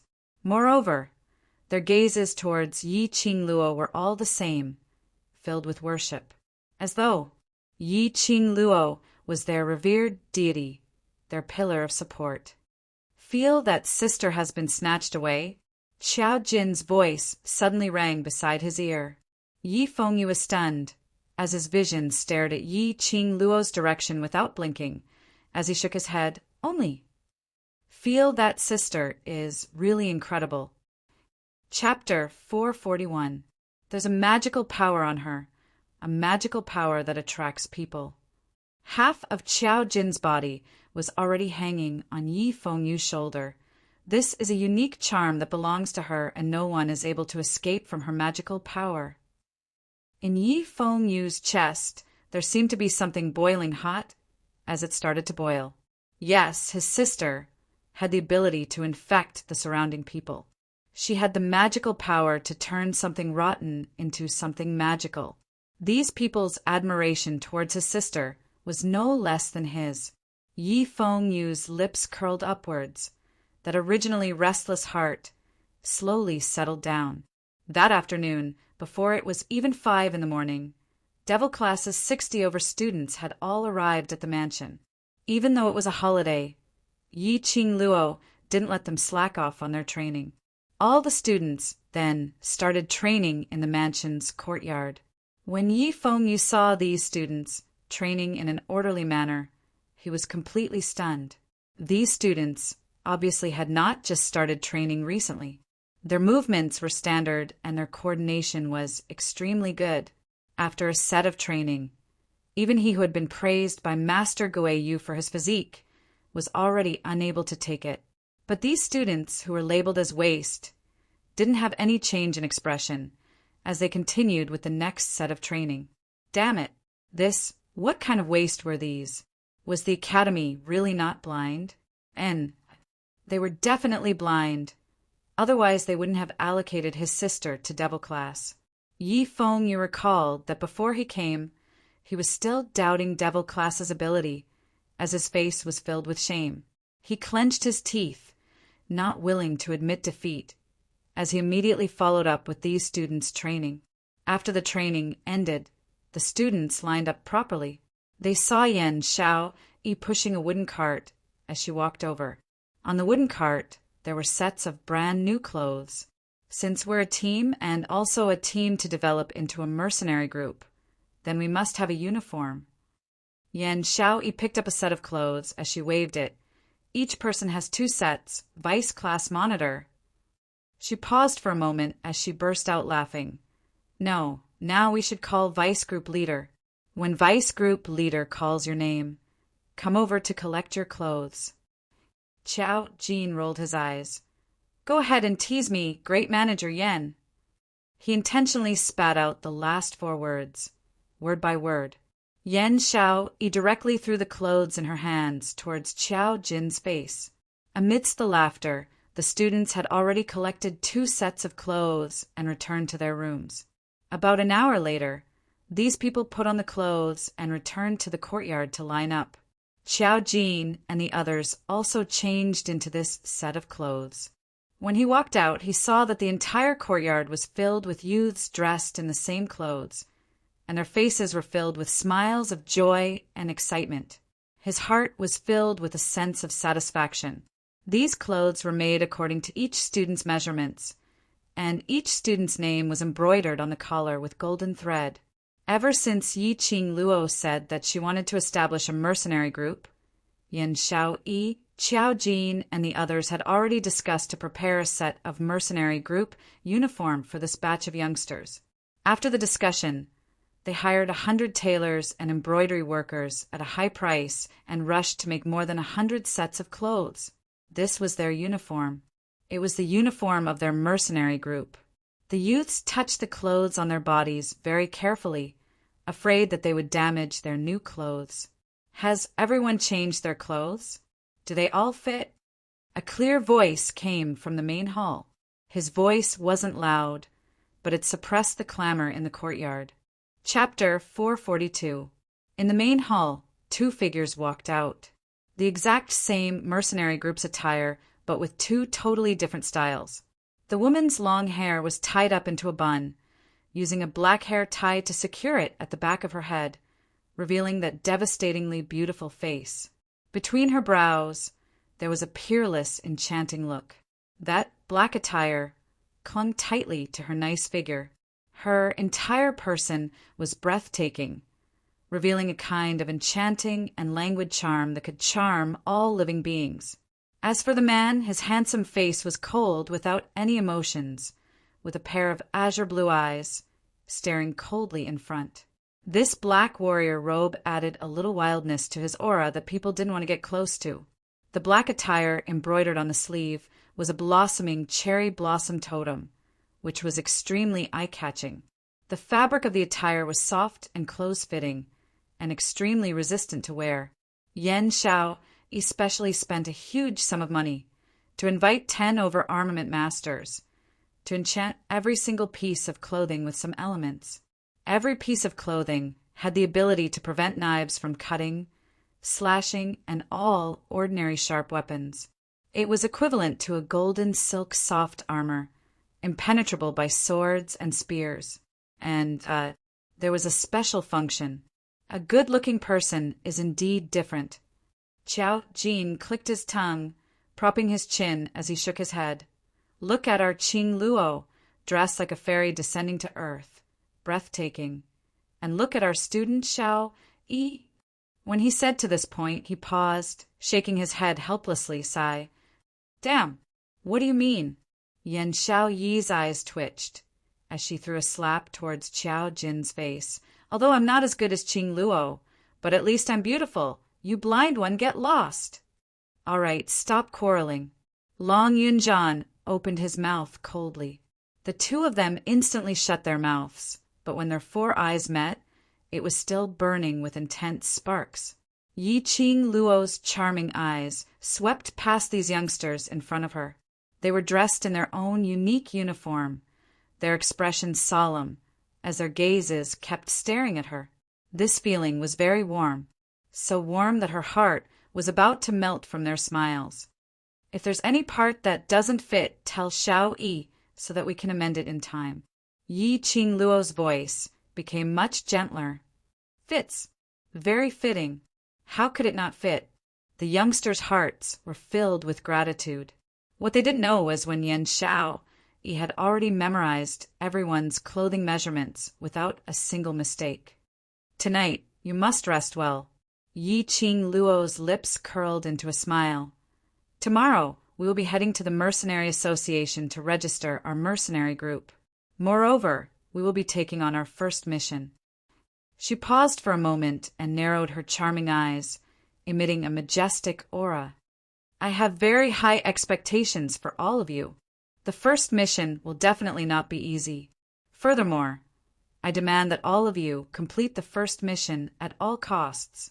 The youngsters' expressions suddenly changed as they were shocked by Yi Qing Luo's words. The youngsters' expressions suddenly changed as they were of Yi. The lowest level was the low-level mission, followed by the mid-level mission, high-level mission, complex mission, and the most difficult to complete, which was the one that even the gold medal mercenary groups couldn't complete, were the god-level missions. Based on Yi Qing Luo's character, her first mission would definitely be a high-level mission. Looking at the youngsters whose faces had turned pale from fright, Yi Qing Luo's smile didn't diminish. Let's disperse and return to your rooms to rest. Don't be so nervous that you can't sleep.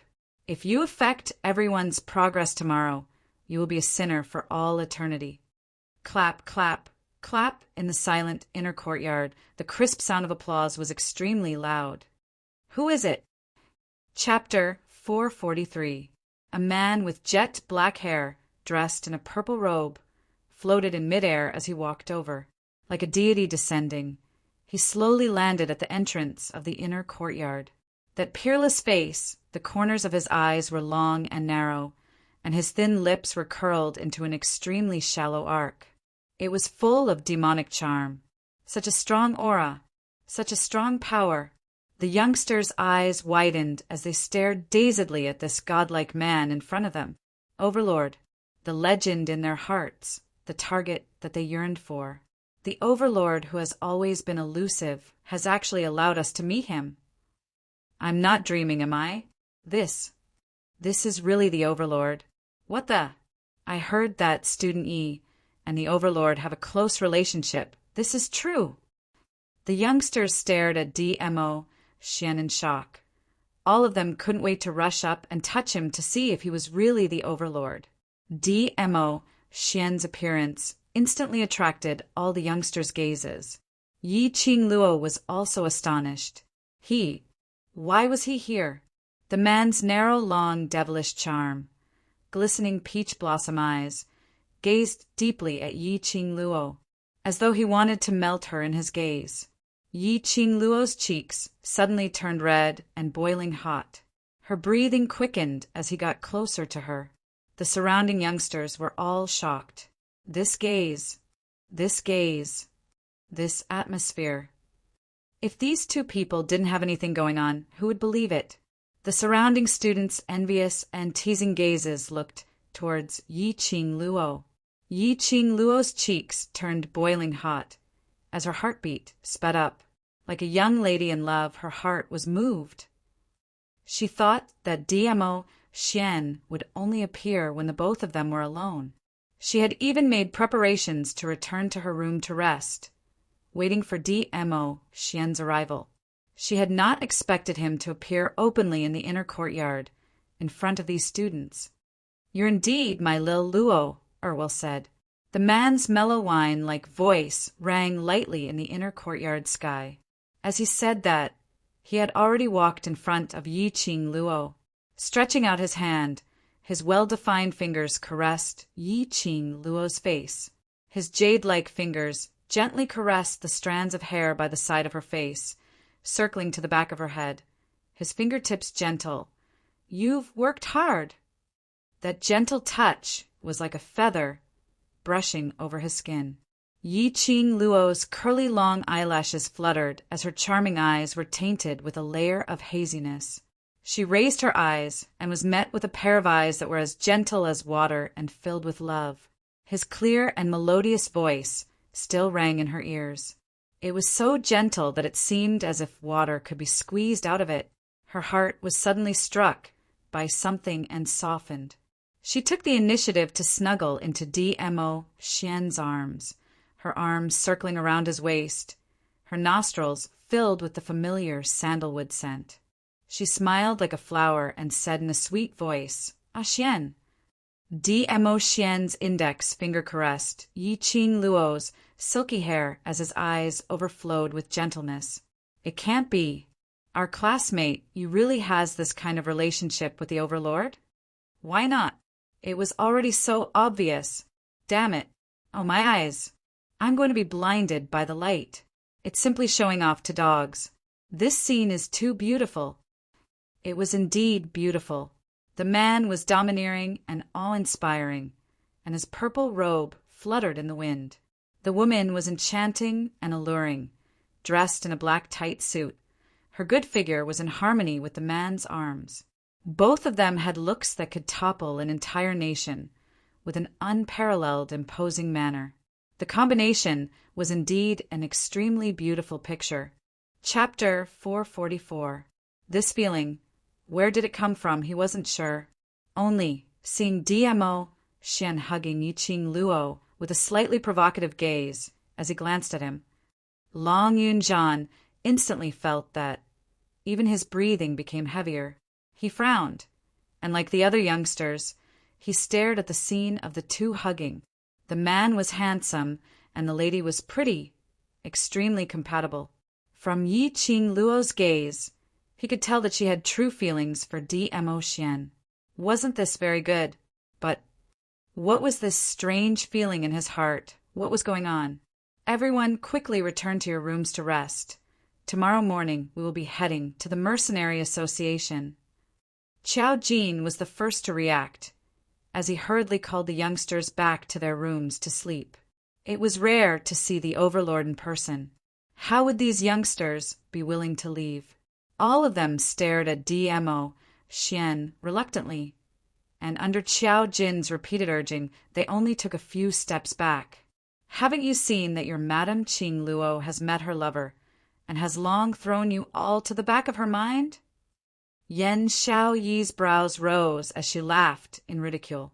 As long as Qing Luo is around, isn't meeting the Overlord any time and anywhere? Today is a rare chance. Let this loving couple spend some time alone. Saying that, the surrounding youngsters then reluctantly accepted, leaving the space for the two of them. After Qiao Jin and the rest dispersed the youngsters, they were also preparing to leave. After walking a few steps, they realized that Long Yunjian was still standing at the original spot. His azure blue eyes were as still as water, staring at the two hugging each other, with an expressionless face. He sighed as he went up and tugged Long Yunjian's arm. "My group leader, let's go, let's go." Long Yunjian's body stiffened as he followed Qiao Jin's tugging and left the inner courtyard. Not long later, the entire inner courtyard was only left with Yi Qing Luo and Dmo Xian. "Ah, Xian, why are you here now?" Yi Qing Luo raised her charming eyes as the hand which was hugging his waist tightened. He was the Overlord. His identity was mysterious and respectable. Appearing in front of this bunch of youngsters was to announce to them that he was in Three Springs City, and their relationship was completely exposed. "It's not like I can't be seen. Why can't I be here?" Dmo Xian's brows rose as his fingertips inserted into Yi Qing Luo's hair as he lifted a lock of hair. Her tone was cheerful and relaxed. It was as if she didn't feel that his actions were inappropriate. "But your identity is not very dangerous. The legend of the Nirvana realm, the #1 for a long time, this kind of identity and gimmick, no matter where he went, he would become the target of certain people. In particular, he was backed by the #1 force, the Imperial Palace. If the news that Dmo Xian was in Three Springs City was leaked out, he was afraid that his future days would not be peaceful. "It's all right. These are your brothers, aren't they?" Dmo Xian stretched out his finger and stopped Yi Qing Luo from finishing her sentence. He gazed at the lovely girl in his arms. The woman had a bashful expression on her face. Her eyes were like silk, and there was a seductive charm between her brows. It stirred up his heart, and a faint heat flowed through it. Yi Qing Luo's expression was startled. That was right, these were all students of the Devil class, her team, her brothers. Dmo Xian appeared at the old mansion because he believed in her foresight and believed in the brothers she believed in. Actually because of Dmo Xian, she didn't even think about this aspect. It was said that after falling in love, one's IQ would drop in a straight line. Yi Qing Luo now totally acknowledged this sentence. "Amen, that's right, these are my brothers. They will absolutely not tell anyone about your matter." Yi Qing Luo smiled, suddenly recalling the expressionless Long Yunjian who was pulled away by Qiao Jin earlier. She immediately explained, "Earlier that person is my class monitor. His name is Long Yunjian. Don't just look at his expressionless face. Actually, oh." Chapter 445. Yi Qing Luo's pupils widened as she let out a moan. His gaze met with a pair of pitch-black, deep eyes. A whirlpool, as though it was going to suck her in. So deep. So thick.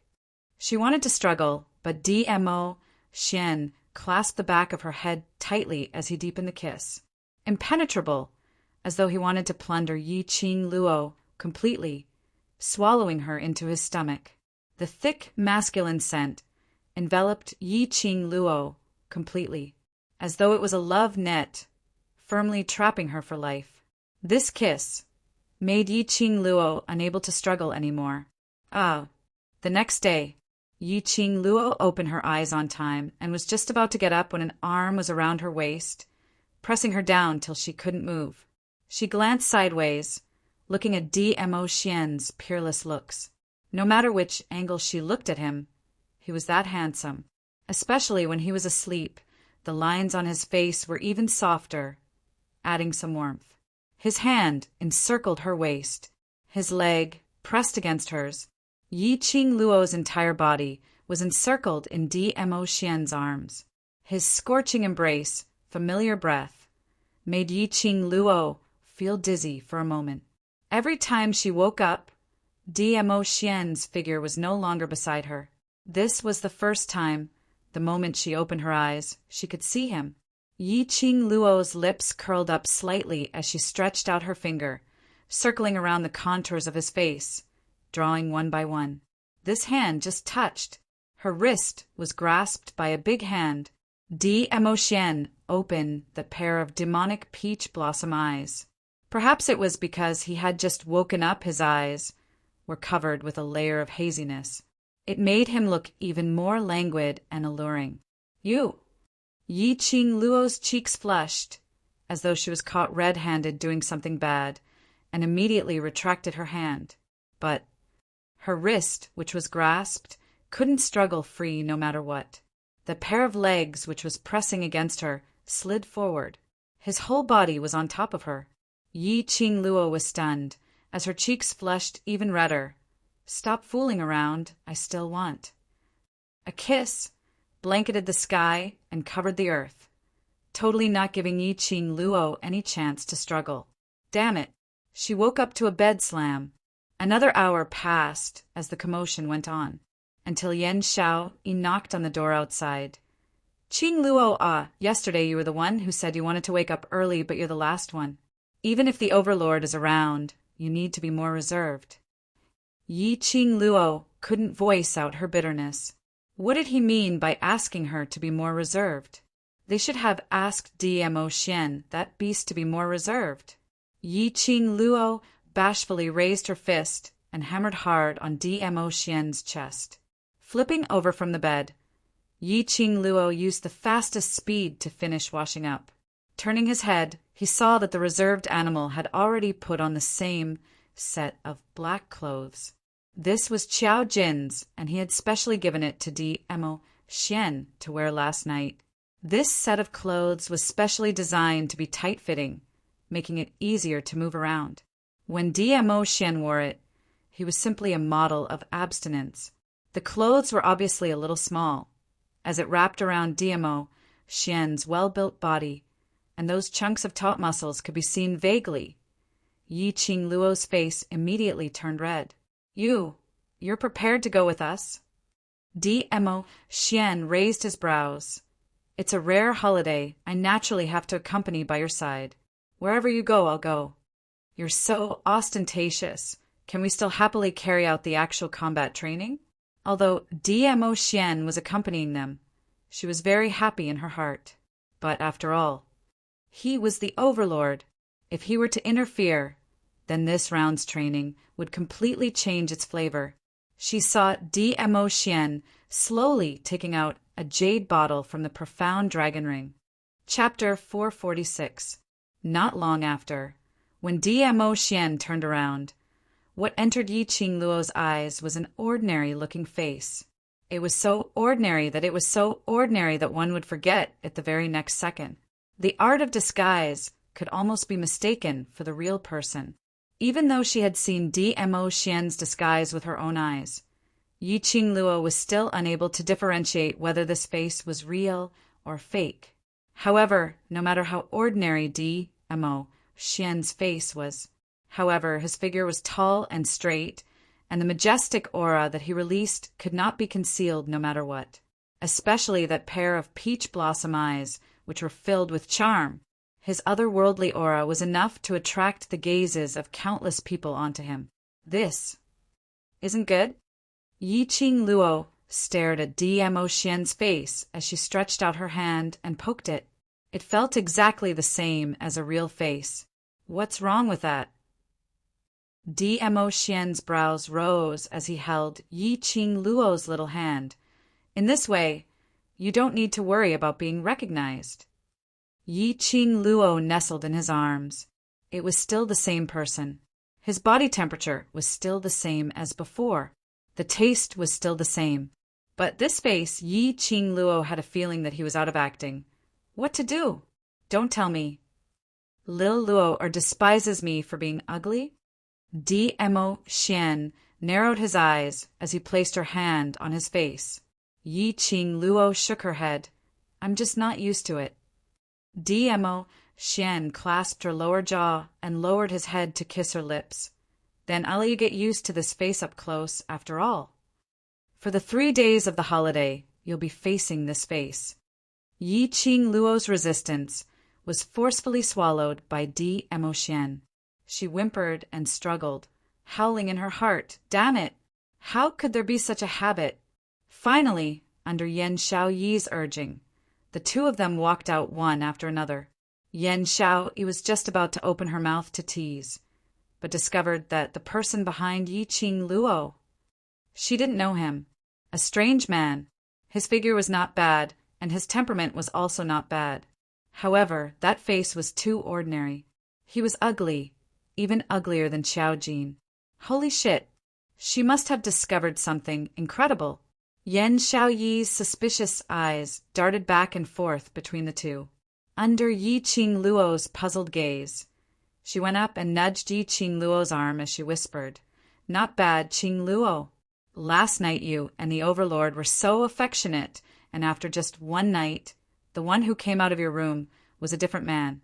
If the Overlord were to find out about this, wouldn't he skin you alive? How dare he? Yi Qing Luo snorted lightly as she glanced sideways at the man beside her. Look! The degree of this disguise, even Yan Xiaoyi was fooled. Skin them? How could I bear to? The man's mellow and deep voice rose slightly. His long arm stretched out as he pulled Yi Qing Luo into his embrace. His squinted peach blossom eyes filled with a dense warning. He glanced askance at Yan Xiaoyi, and under his gaze, the latter shrunk her neck dejectedly and jumped a few steps to the side.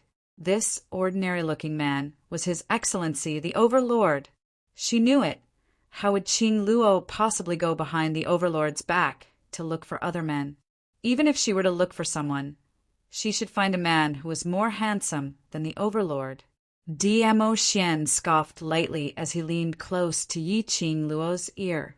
His warm breath sprayed onto her earlobe.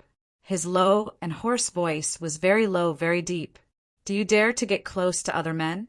I can't bear to skin you alive, but I can use other methods to make your waist and legs sore, so weak that you have no way to get close to any man. Yi Qing Luo's lips twitched as her cheeks flushed red. Chapter 447. Your mother. Simply too beastly. Yi Qing Luo pushed Dmo Xian aside and strode towards Yan Xiaoyi, holding her arm, and left the room. Before they reached the inner courtyard, they heard the youngsters' discussions. Are Madame Qing Luo and the Overlord really have that kind of relationship? Are you silly? It's so obvious and you can't tell? No matter how I feel, it's inconceivable. That's the Overlord. The Overlord.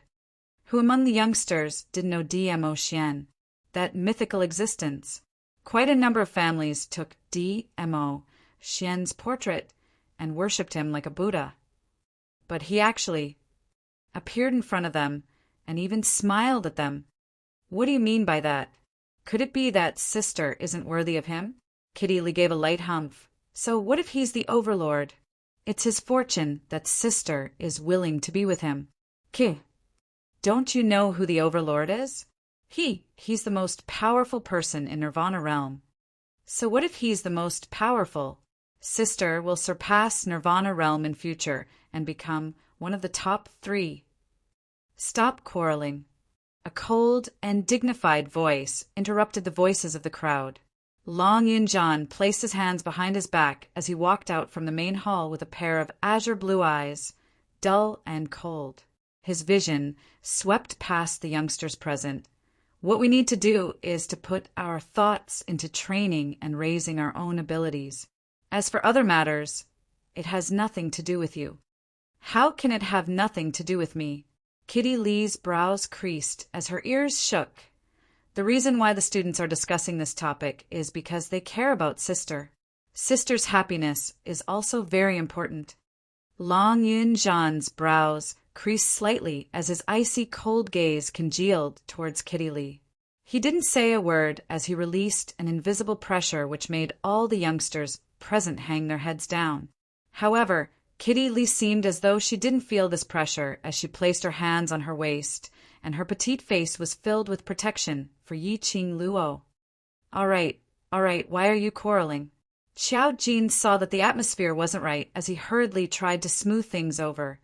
The Overlord and Qing Luo standing together, that's called a golden boy and jade girl, a match made in heaven. No matter how you look at it, they look so sweet and blissful, so what are you all worried about? Indeed, when I saw Lord Monarch Zun yesterday, I almost doubted the authenticity of the rumors. The way the Overlord looked at Qing Luo, it almost melted me. Such a gentle expression. Lord Dizun is not the only one I want to suspect. One of the youths lowered his voice, his tone filled with uncontrollable mirth. Did you guys see that? Student E is usually so valiant in front of us, powerful and intelligent, but in front of Lord Dizun, he seems to be a different person. Right. Looking at His Majesty's smile, it's like flowers are blooming. At that moment, I finally realized that student Yi is actually a girl. I agree. Yi-Ching Luo, who was standing at the corner, kept twitching when she heard that. She turned her head and stared at Yen Xiao Yi, who was laughing so hard that she couldn't stand up straight. Don't tell me I look like a guy usually. Actually, they're right. Yen Xiao Yi leaned against the wall and covered her mouth, trying her best not to laugh out loud. The you from yesterday was like a completely different person from your usual self. Like a completely different person? She didn't even know what she looked like in front of Mo Xian. She obviously felt that there wasn't any difference from usual. Chapter 448. More like a woman? Yi-Ching Luo's heart trembled fiercely. Her cheeks started to feel a burning sensation. All of you only know how to tease me. Yi-Ching Luo bit her lower lip as she gave a humph and walked towards the inner courtyard. On seeing Yi-Ching Luo's appearance, Long Yun Jan's vision was fixed on her. On discovering that there wasn't any other figure behind her, his tensed expression relaxed slightly. Long Yun Jan was just about to walk over when those youngsters who had already lined up started to tease. Student E is actually willing to get up. Overlord pinching you?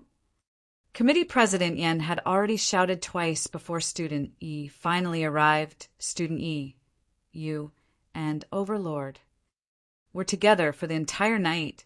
The youngster's teasing words made Yi-Ching Luo's pretended solemn face turned completely red.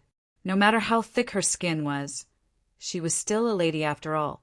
Seeing that Yi-Ching Luo didn't rebuke them, the youngsters seemed as though they had been injected with chicken blood as they started to clap and laugh. Long Yun Jan's expression suddenly turned chilly. Hearing these students' words, his heart felt strangely stifled. A burst of unspeakable fury started to burn from the bottom of his heart. He didn't know why he was so angry or why he had such a huge fluctuation in his emotions. This him wasn't like the original him. Long Yun Jan's brows creased slightly as his hands clenched into fists, suppressing the unhappiness in his heart as he spoke in a deep voice. We've already wasted a lot of time. Let's set off immediately towards the Mercenary Association. The minute he said that, those youngsters who were still laughing and joking around immediately quietened down. Chao Jin, who was standing by the side, saw Long Yun Jan's changes. His brows gradually furrowed into a ball, and his eyes darkened. Hearing that they were setting off, the youngsters' expressions immediately turned solemn as they prepared to set off. Wait a minute. Yi-Ching Luo suddenly recalled something as she couldn't be bothered to continue blushing as her fingers touched the ring which was flowing with a demonic red glow. A huge wooden box dropped down from the profound phoenix ring. With a dong, it crashed onto the ground, causing the ground to tremble. Yi Qing Luo opened the wooden box and saw that there were strips of black cloth in the box. While the youngsters were still clueless about what was going on, they heard Yi Qing Luo saying, "Each of you take 4 gravitational belts and tie both your hands and legs. Other than sleeping, without our permission, you are not allowed to remove it." Gravity belt? The youths were dumbfounded. A young man walked forward and bent down to pick up the cloth. He had thought that it was just a strip of cloth. But how could it be a strip of cloth? This is way too heavy. Each belt has a weight of 20 kilograms. Yi Qing Luo calmly glanced at that young man who was holding the gravity belt. "Each person has 4. Come over to collect it." These gravity belts were inspired by the weight-bearing accessories in the profound phoenix ring. Changing these weight-bearing accessories into gravity belts was convenient and useful. The youths were about to vomit blood. Each fish weighed 20 pounds, so 4 of them weighed 80 pounds. They had to carry a weight of 80 kilograms every day to accept mercenary group missions? Ao. Indeed, Madame Qing Luo only acts like a woman in front of the Overlord. Three Springs City's Mercenary Association was the Mercenary Association's branch. To establish a mercenary group, they had to first register at the Mercenary Association and obtain the mercenary group badge before they could be considered to have established a mercenary group. They were about 2 hours away from the Mercenary Association. The mighty group of 60 overpeople used their own 2 feet to head towards the Mercenary Association. To put it nicely, walking was also a form of training. To these youngsters, a journey of 2 hours wasn't much pressure at all. Chapter 449. Looking at those few people in front, their footsteps were relaxed and they were brimming with energy. The youths all started to suspect whether the gravity belts on these few people were fake or not. Whereas at this moment, the few people who had been devastated by the youngsters' gazes were walking calmly. Long Yun Zhan, Qiao Jin, Yan Xiao Mo Yuing, and the others lined up in a row as they walked in front. Yan Xiao occasionally spoke a few words to Mo Yuing, while Mo Yuing listened on expressionlessly. Long Yun Zhan was as indifferent as usual with an expressionless face. Only his peripheral vision would occasionally glance towards a certain direction behind him. Qiao Jin, who was by his side, had his brows furrowed with a troubled look, unlike the past, where he was the livelier of the atmosphere. And behind these 4 people was Yi Qing Luo and Mo Xian. The 2 of them seemed to be whispering something, and Yi Qing Luo would occasionally laugh out, or raise her fists to punch Mo Xian as her cheeks flushed red. Apparently, Mo Xian was teasing Yi Qing Luo again. The youngsters were mentally and physically exhausted. While they were physically and mentally exhausted, they still had to accept their dog abusing light waves. How could they live on? After walking for around 1 hour, the group of them arrived at the marketplace which they had to pass to reach the Mercenary Association. Because the mercenary groups had to head to the Mercenary Association to accept the mission, then return to the Mercenary Association to complete the mission and collect the reward. While the mercenary groups were completing the mission, they would conveniently bring back some items which could be sold for money and place them on this route which they had to pass by to trade. 1 or 2 mercenary groups did this, and following that, other mercenary groups followed suit. Over time, this place had formed into a marketplace for merchants to trade items. From the mercenary group's temporary stalls, it had evolved into merchants' shops as far as the eye could see. It was the first time for these youngsters to come to such a place, seeing the bustling marketplace with a dazzling array of goods. All of their faces revealed a curious expression. Yi Qing Luo saw this and pushed Mo Xian aside as she took several quick steps forward. "Why don't we rest here for a while?" Qiao Jin and the others also surveyed the surroundings. The few of them had been sealed in Heavenly Academy for the past few years, not going anywhere else. Every month's holiday, they would return back to their own homes, accepting the supercilious looks from their family members, so where would they have the mood to go out? At this moment, when they saw this bustling place, their hearts started jumping with joy. Hearing Yi Qing Luo's suggestion, he immediately nodded his head in agreement. More than 60 of them gathered together to shop in an orderly manner. It was too eye-catching. Moreover, these youths all had different hobbies. Yi Qing Luo simply gave each of them a silver coin and warned them not to create any trouble. Kitty Li, Yi Fengyu, and Ni Ruo Pan wanted to follow Yi Qing Luo, but were forcefully chased out. Long Yunjian was not very interested in these things, so he went to the tea house alone, ordered a cup of tea, and sat there without saying a word. It was rare for Qiao Jin and the rest to have a chance to play, so they directly left Long Yunjian behind. The three of them held hands and went to wander aimlessly in other places. Yi Qing Luo was also interested in these, so she pulled DMO Xian along and wandered around a few stalls. There were many kinds of items in the market, and they were all related to cultivation. There were also merchants who caught low-level magical beasts and put them in wooden cages to sell, attracting the attention of many young ladies. A few of the students from the devil class also crowded around at the side. Monster cores on sale, intermediate and above monster cores on sale at a low price. At the opposite side of the stall, which was selling the magical beasts, a loud and clear cry was suddenly heard. Yi Qing Luo looked towards the direction of the voice and saw a magical beast stall not too far away. A young man had one foot on a stool, as his hands kept on dancing. Chapter 450. Magic Beast Core? Yi Qing Luo's interest was piqued. Previously in the Magic Beast Forest, because of the beast tide caused by DMO Xian, Yi Qing Luo had plundered quite a number of magic beast cores. She even added 3 to 4 magic crystals. She was looking for a buyer to sell these magic beast cores. Yi Qing Luo walked to the stall and swept a glance at the stall. These magic beast cores were indeed not bad. All of them were intermediate and above, but there were a small number of low-grade magic beast cores. How much for one piece of low-grade and intermediate magic beast core? The young man beamed with joy when he saw business. Miss has a good eye. The magic beast cores in my stall are all high grade.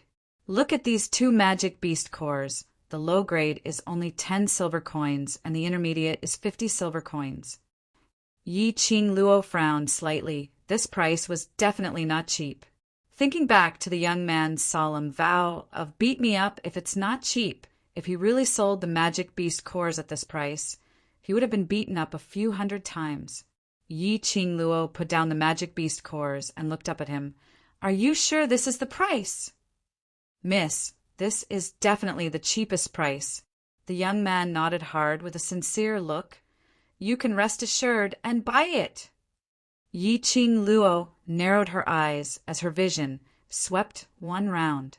She had roughly guessed why the young man dared to be so unscrupulous, selling the magic beast cores at a high price, because in the entire market she estimated that there was only one magic beast core stall. The only magic beast core stall, if anyone was in urgent need of magic beast cores, they could only buy from this stall. Yi Qing Luo curled her lips. Since this is the cheapest price, how about this? I have a batch of magic beast cores on hand, about 100 pieces, 30 over intermediate magic beast cores. The rest are all advanced magic beast cores.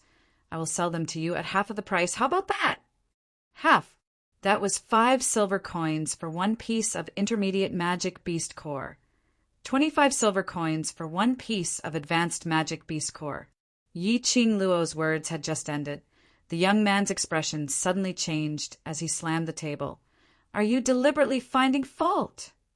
He slammed the table, and immediately a large group of people dressed in the same attire rushed out from all directions. There were at least 20 people. They surrounded Yi Qing Luo and the stall owner together. Their fiendish looks were extremely horrifying. Miss, how dare you make fun of my Iron Blood Warrior stall? If I don't teach you a good lesson today, how will I have the face to continue living in the marketplace? Predator? What kind of name is that? But Yi Ching Luo had roughly guessed that this should be a gang who robbed and sold forcefully. As soon as the young man slammed the table, more than 20 people appeared. It was obvious that this was not the first time they had done something like this. In the entire market, there was only one monster core stall. It was most likely this group of people who had forcefully chased away all the other monster core stalls. Unexpectedly, the first stall she visited was a black-hearted stall. His luck was truly unparalleled. The conflict here immediately attracted the attention of the passers-by. The stall owners next door shook their heads, helplessly. The predators have caught another young lady. These people are really too shameless. If we don't buy them, we will be forced to buy them. This is basically robbery. If this goes on, our marketplace's reputation will be ruined. That's right. Recently, our business has been implicated.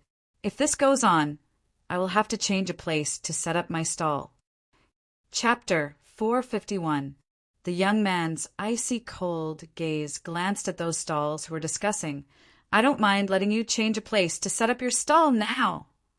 Those stall owners instantly kept quiet, not daring to open their mouths. The young man retracted his gaze in satisfaction as he sneered at this young lady who looked like she didn't even have the strength to truss a chicken. Young lady, didn't your family tell you that when you're outside, you have to keep a low profile and be careful? He stood up and walked towards Yi Ching Luo. His gloomy cold eyes were like a snake as it wrapped tightly around Yi Ching Luo's face. Why don't you go and find out what kind of people we Iron Blood warriors are, to actually find trouble with me? The young man suddenly stretched out his hand towards Yi Ching Luo as an evil smile appeared on his face. Young lady, you have 100 over magical beast cores on you? Let brother go and find where those magical beast cores are hidden. Although he said that, but his pair of hands directly extended towards Yi Ching Luo's chest. Yi Ching Luo's expression sunk, but before she could make a move, a gust of cold wind suddenly blew from her back. The young man in front of her gave a dull moan as his body was sent flying by someone. He landed entirely on the magical beast core stall, only to hear the sound of the stall shattering as the magical beast cores scattered all over the ground. Who is who? The young man had just opened his mouth when he spat out a mouthful of blood with a wah sound. He clutched his chest as his entire body was in so much pain that he couldn't stand up. Yi Ching Luo's waist was encircled tightly by a strong and powerful arm. Her delicate and soft body was brought into the man's warm and broad embrace. DMO Xian narrowed his long peach blossom eyes as a cold glint flashed past. He stared coldly at the young man's hand, silently pondering on how to cripple his hand. The young man's face turned pale, and under DMO Xian's gaze, he couldn't help but shiver. Do you know who we are? We are Iron Blood warriors men.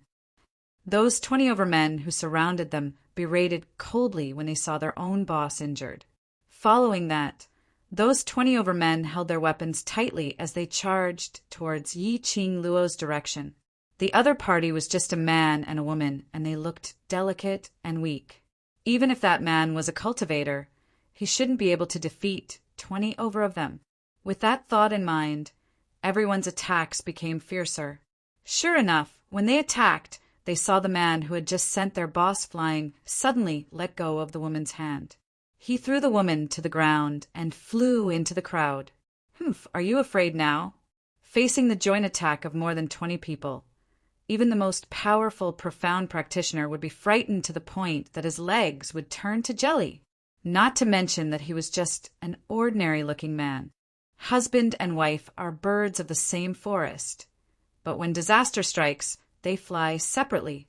These words were indeed true. The 20 or so people did not show any mercy. They directly slashed at the woman's face. Although it was a pity to lose this beauty, but if they could save the face of the predators, what kind of woman couldn't they get? However, just when they thought they could easily take this woman's life, They saw the corner of the woman's lips curl up into an extremely enchanting smile. That pair of enchanting eyes that seemed to be able to hook one's soul shone with an intoxicating luster. Yi Qing Luo's cold eyes narrowed slightly, and with a flip of her palm, the red feather fan landed in her palm. Her 5 fingers moved, and the feather fan opened up. Profound qi gathered, and a whirlwind swept towards those 20 overmen. That whirlwind was originally light and had no lethality at all. But the minute it neared those 20 overmen, it instantly opened its bloody mouth and swallowed those 20 overmen. Chapter 452. This scene not only stunned those 20 over people who were lying on the ground. Even the stall owners around them were shocked. This extremely beautiful, skinny little young lady was actually so powerful. Just a wave of her fan, and she overturned these 20 over people onto the ground. Everyone's gazes towards Yi Qing Luo changed. The stall owner by the side was stunned for some time before he regained his senses as he stammered, "Young lady, these people are all from the Iron Blood Warriors. You'd better hurry and bring your husband away. If you're caught by the Iron Blood Warriors, you'll definitely die." Husband? Yi Qing Luo subconsciously turned her head back and looked at the crowd, at that outstanding figure. His lips were curled into a smile, and that ordinary-looking face, under his outstanding temperament, was dyed with a layer of unique charm. That pair of peach blossom eyes revealed a trace of crafty ridicule. Following that, his thin lips opened slightly as he spat out 2 words soundlessly, "Wife." Yi Qing Luo instantly felt her cheeks burning hot as she rolled her eyes at him fiercely and retracted her vision. The stall owner looked at the couple's flirtatious expression and became even more anxious. "Don't you believe me? The Iron Blood Warriors are one of the 4 great families, eldest young master Yuchi's team. They want to register as a mercenary group, and if you offend the Iron Blood Warriors, the Yuchi family will not let you off." This stall owner apparently saw that the Iron Blood Warriors had harmed so many innocent people, so he was trying his best to persuade them. Yi Qing Luo revealed a smile as she nodded slightly at the stall owner. "Thank you for your information. I know what to do." Yuchi family? Ever since she joined hands with the Mu brothers to cripple Yuchiya, she hadn't heard any news about the Yuchi family for a long time. This eldest young master of the Yuchi family, the Iron Blood Warriors' boss? Yi Qing Luo gave a cold laugh. Just a Yuchi family. She totally didn't care about them. Yi Qing Luo directly turned around and walked towards Dmo Xian. She had just taken her first step when she heard Tong Ziqing's furious voice coming from not too far away. "You're simply too much. Trying to cheat us of our money? Damn. Still want to make a move? You really think we don't dare to make a move?" Immediately after, the sound of smashing stalls resounded. The predator? What the hell was that? Very impressive? Let me tell you, even if your boss is here today, I will still beat him up. This was Kitty Lee's voice. I said I won't buy it, so I won't buy it. Do you think that we 3 girls are easy to bully? People like you don't deserve sympathy. Hearing this voice, Yi Qing Luo was stunned. Wow, not bad. Under Tong Ziqing's guidance, and I Rupin also dared to cause trouble. Another predator. Yi Qing Luo could totally guess the reason why they were quarreling. Perhaps they were also forced to buy things. These 3 girls had quite a temper. Being forced to buy something, it was only natural that they were in a bad mood. It seemed like the conflict between them and the predators could not be resolved today. Yi Qing Luo pulled Dmo Xian along and rushed towards the direction of the sound. Tong Ziqing and the other 2 were surrounded by more than 20 people. The 3 of them immediately made their move and wrestled with the group of people. Beside them was a stall which sold various kinds of clothes made from beast skin. All of them had been swept onto the ground, and in the process of the fight, they were trampled all over. Kitty Lee's nose twitched as she smelled Yi Qing Luo's scent. She used her claw to slap away the person who was rushing towards her. "Sister, sister!" She swayed her body and pounced towards Yi Qing Luo. Chapter 453. As Kitty Lee's ears and tail were unable to be kept, Yiqing Luo made some small changes to her clothing design and added a loose black robe. Normally, it would be impossible to see her tail, but at this moment, seeing Yiqing Luo's excitement made her wag her tail uncontrollably. His black robe fluttered at an extremely high frequency. Yiqing Luo naturally saw Kitty Lee's tail wagging nonstop as she couldn't help but laughed out lightly. Although the beast men maintained their human form, they still retained their animal habits. Kitty Lee pounced forward and was just about to hug Yiqing Luo's waist tightly. Suddenly, an arm appeared out of thin air and stopped her. Kitty Lee lowered her head and looked at the hand that was placed across her waist. She followed the direction of the hand, meeting DMO Xian's pair of smiling yet not smiling eyes. Kitty Lee's ears immediately pricked up as her body stiffly distanced herself from DMO Xian. "Don't scare her. She's just a child." Yiqing Luo rolled her eyes at DMO Xian, pushed his hand away, and walked towards Kitty Lee. DMO Xian followed closely behind. "No, you can only let me hug you. No one else, not even a woman." Damn it, wasn't this a little too much? Yiqing Luo couldn't be bothered with him and held Kitty Lee's hand. "Kitty, what's going on?" Seeing Yiqing Luo taking the initiative to go forward, Kitty Lee's startled expression immediately turned joyous as she rubbed her head against Yiqing Luo's arm. "Sister, it's all right, just a small matter. Leave it to us." After rubbing, Kitty Lee revealed a satisfied smile. Then he charged into the battle again and knocked out a person with a single claw strike. There's a kind of feeling of performing in front of Yiqing Luo. In a short while, the three of them had already dealt with the 20 or so people. Tong Ziqing clapped her hands and snorted coldly. "Unscrupulous merchants like you, I can play you to death in minutes." As she spoke, she lifted her foot and stomped on the stall owner's chest. The owner of the animal hide stall was in pain from the beating.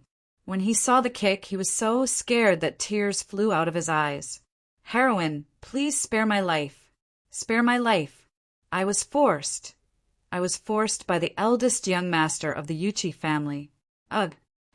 Before he could finish his words, he heard a muffled groan. A dagger was stabbed into the neck of the stall owner. Fresh blood immediately spurted out. The stall owner breathed his last. Tong Ziqing's face immediately turned pale. She immediately retracted her leg and staggered back a few steps. Anai Rupin supported her with a frightened look on her face. Although Tong Ziqing's power was considered to be above average among the students in Devil class, but after all, that was only limited to the Devil class. Towards the outside world, all the students in the Devil class did not understand it at all. It was one thing for them to play around normally, but when they saw a dead person, these young girls were all frightened. Yiqing Luo narrowed her eyes and looked towards the direction where the dagger flew from. A dazzling ray flashed past, and Yiqing Luo's expression congealed. Her footsteps swayed as she grabbed Tong Ziqing and Anai Ruopan with one hand and flung them to one side. He unfurled the feather fan in his hand, flipped it, and shot it out. With a ding sound, the feather fan seemed to have collided with something in the air. A dagger fell to the ground. Yiqing Luo's fingers moved, and the feather fan made a turn, returning back into Yiqing Luo's hand. The direction from which the dagger was thrown was a group of people. It could absolutely be said to be vast and mighty. At least, there were more than 100 of them, and all of them were wearing the same clothes as these Iron Blood warriors. Chapter 454. Yiqing Luo frowned. There was an extremely disgusting feeling coming from this person. Momentarily, she wasn't able to describe what kind of feeling this was. The surrounding stall owners immediately picked up the stalls in front of them and ran away. Young Master Yuchi is here. Eldest young Master Yuchi is here. This dance seemed as though they had seen an evil spirit from hell. Eldest young Master Yuchi? Yiqing Luo narrowed her eyes as she gazed at the leader. Indeed, his brows and Yuchi-ya's were similar. Who dares to be so arrogant in the marketplace? Are you looking down on us Iron Blood warriors? A man walked out from behind Yuchi Peng, as he looked at the people lying on the ground, as he pointed towards Yi Qing Luo's direction and berated her sternly, whereas that Yu Chi Peng's eyes were sinister, shooting out a biting cold glint as he stared at Yi Qing Luo without blinking. Yi Qing Luo's slender brows creased even tighter. After being stared at by this man, that disgusting feeling became even thicker. You Iron Blood warriors are simply black merchants. Count yourself lucky that I didn't beat you to death. Kitty Lee waved her little fists, as her petite face was filled with anger. Tong Ziqing coldly glanced at the hundreds of people, and the corners of her mouth curled up into a cold arc. You even dare to rob and sell to us? Only you black merchants are allowed, and we're not allowed to beat up black merchants? Is there no law in this West Continent? In the marketplace, we Iron Blood warriors are the law. That man gave a cold harumph, as he was arrogant and egotistical. You bunch of stinky lasses who are still wet behind the ears. Let us teach you. What is called the law? His arm moved, and those 100 over people behind him all pressed towards Yi Qing Luo and the others, the surrounding customers who were watching the show, or the stall owners. All started to hide at one side to protect themselves. Not long later, these 100 over people formed several circles, surrounding Yi Qing Luo and the others. But these few young ladies, none of their expressions changed.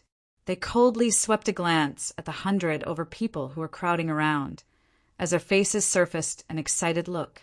Yu Chi Peng's sinister eyes faintly flashed past a treacherous glint which made one flustered. At this moment, the girls who were surrounded suddenly moved like a bolt of lightning, darting among the 100 people. These 100 or so people didn't care about these delicate young girls at all. They were just putting on an act to scare them. All of them held their weapons and did not put much thought into it. When the girls began to move, the 100 or so people were shocked. However, by the time he reacted and counterattacked, it was already too late. Each of these 4 girls was fiercer than the last, especially the one with the red feather fan. His attacks were so ruthless that it made people wish they were dead. Moreover, the attacks of these 4 girls were extremely sinister and wretched. They were clearly united to defeat this group of people in front of them. By the time the predators had assembled a team and were ready to counterattack, the 4 of them had split up at an extremely fast speed. His movements were swift and agile, and he accurately chose the weakest and weakest among them and began to defeat them one by one. They couldn't react in time. After a few repetitions, the 100 over people in front of these 4 young ladies weren't even considered as fart. The man beside Yu Chi Peng was anxious, as his face turned ashen. What's going on? How could these young ladies possibly defeat these 100 over cultivators who had been handpicked? They clearly looked weak and frail. Even their profound chi seemed so weak. How could they possibly defeat his 100 over brothers? Chapter 455. There were still 10 over people left standing, and the minute they heard that they should stop, they scampered away faster than monkeys. These 4 young ladies were just too damn ferocious. If they continued fighting, they would definitely end up like the others, lying on the ground, unable to get up. Yi Qing Luo narrowed her eyes as she fixed her gaze on Yu Chi Peng through the crowd, as though she was secretly wondering what he was up to. But she saw Yu Chi Peng raise his arm. Let's go. That simple word seemed to be wrapped in a layer of frost. That man's face beside Yu Chi Peng instantly sunk. How can we leave? These little sluts have hurt so many of our brothers. If we don't get back at them, how are the Iron Blood warriors going to continue living in the future? Yu Chi Peng seemed as though he hadn't heard that man's words as he placed his hands behind his back and turned around to leave.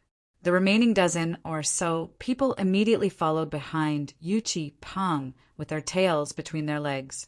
That man was left standing at his original spot as he flew into a rage. Yu Chi Peng! This Duke agreed to join your Iron Blood warriors in order to do something big in the West Continent. How dare you treat this Duke in this way? Do you believe that this Duke will make your Iron Blood warriors unable to walk on? After that man finished howling, he placed his hands on his waist as he puffed out his chest, looking extremely complacent. In front, Yuchi Peng, who was leaving, stopped in his tracks. He slowly turned his head back, and the expression on his face was still that sinister and strange. Duke Jing, Iron Blood Warriors, is currently registering for the mercenary group, and it's not advisable to gather to create trouble. Otherwise, it will affect the mercenary group's development. That pale, thin lips opened and closed. Although it was an explanation, but it didn't sound too much respect, but it wasn't impolite either. When that young man who was addressed as Duke Jing heard that, the rage on his face instantly dissipated. He raised his dimples as he rubbed his nose in satisfaction. That's right, that's right. For our mercenary group, this Duke will let these little sluts off and let them live for a few more days. Saying that, he immediately jogged up to Yuchi Peng's footsteps as he followed beside him. Duke Jing is indeed a righteous person. Yuchi Peng's lips twitched as he revealed a gentle smile.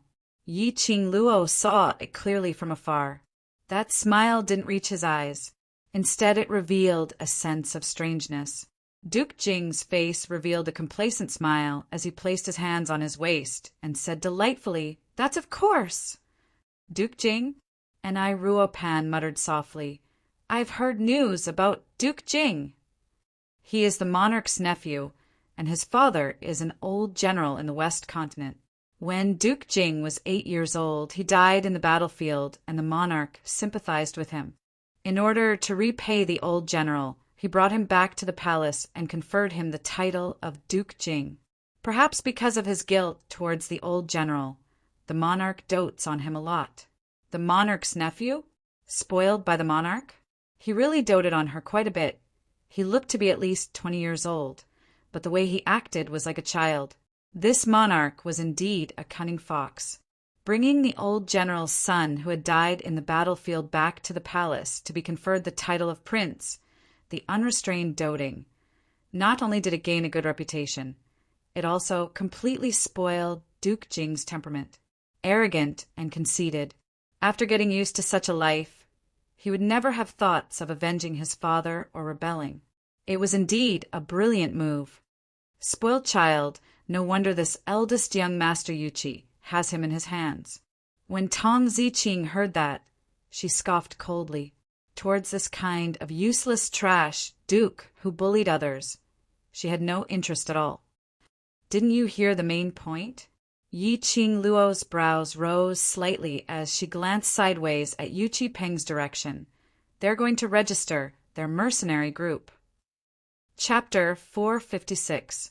Group leader is Yuchi family's eldest young master, and the sugar daddy is the monarch's most beloved nephew. This backing, we can't be compared. Yi Qing Luo laughed lightly. How can we not be compared? And Ruo Pan held onto Yi Qing Luo's arm as her gentle brows were tainted with a tinge of mischievousness. Our backing is the Overlord, who can be compared to our backing.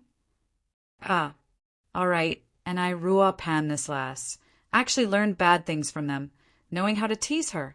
Since the Iron Blood Warriors had already stopped Yi Qing Luo, and the rest naturally wouldn't chase after them. Yuchi Peng was right about one thing. They were about to register their mercenary group now, and there couldn't be any accidents.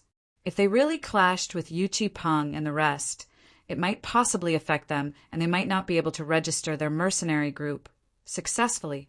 The few of them naturally didn't have the mood to shop, so they returned to the tea house, and each of them ordered a cup of tea, waiting for their brothers to return.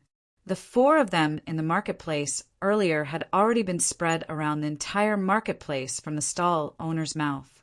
When the tea house boss brought over a pot of tea, he stared at the few of them. You few young ladies, newborn calves aren't afraid of tigers. You don't know the ferociousness of the bunch of Iron Blood Warriors. The tea house boss saw these few young ladies looking fresh and pretty as he couldn't help but worriedly said a few more sentences. Today they are rushing to register their mercenary group, so they will let you off. But after they finish registering. The tea house boss paused as he lowered his voice. They will absolutely not let you off. You have to be careful. Thanks for the reminder. Yi Qing Luo could tell that the tea house boss was worried about her as her lips curled upwards. The tea house boss took a few glances at them as he shook his head and sighed as he went to busy himself with the other tables. Something happened. Long Yunjian, who had been silently drinking his tea, suddenly opened his mouth. That pair of azure blue eyes stared straight at Yi Qing Luo's face. Small matter. Yi Qing Luo waved her hand disapprovingly. Small matter? Long Yunjian's brows creased as he placed the teacup heavily on the table. Surrounded by 20 over people, and all of them have weapons in their hands. Is this considered a small matter?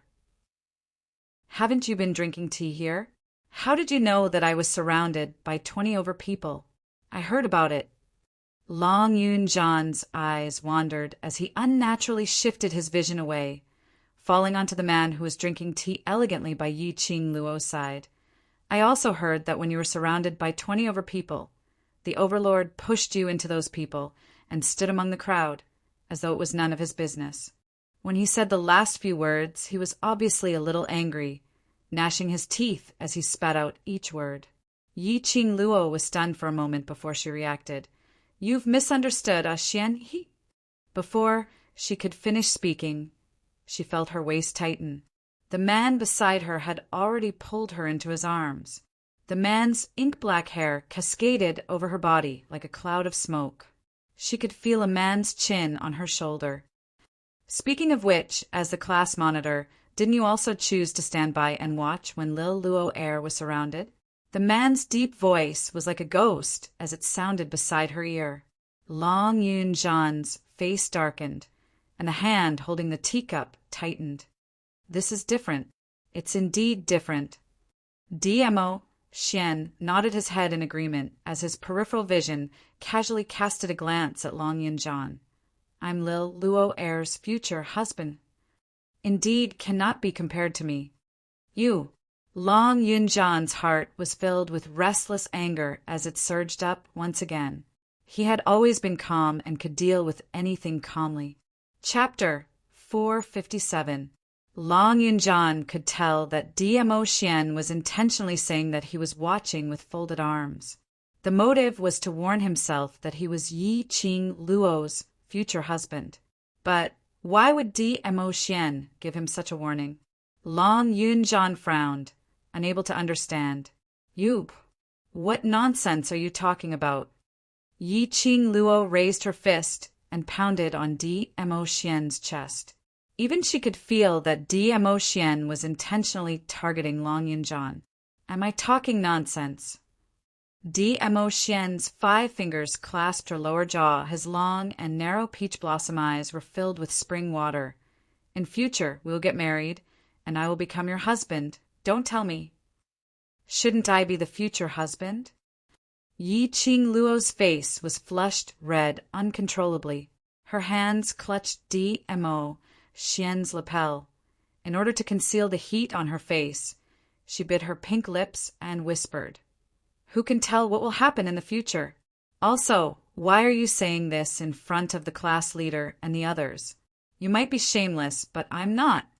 These are all your brothers. I want them to bear witness. DMO Xian's eyes overflowed with smiles as he caught hold of Yi Qing Luo's little hand, which was randomly pounding on him, as he brought it to his lips and kissed it.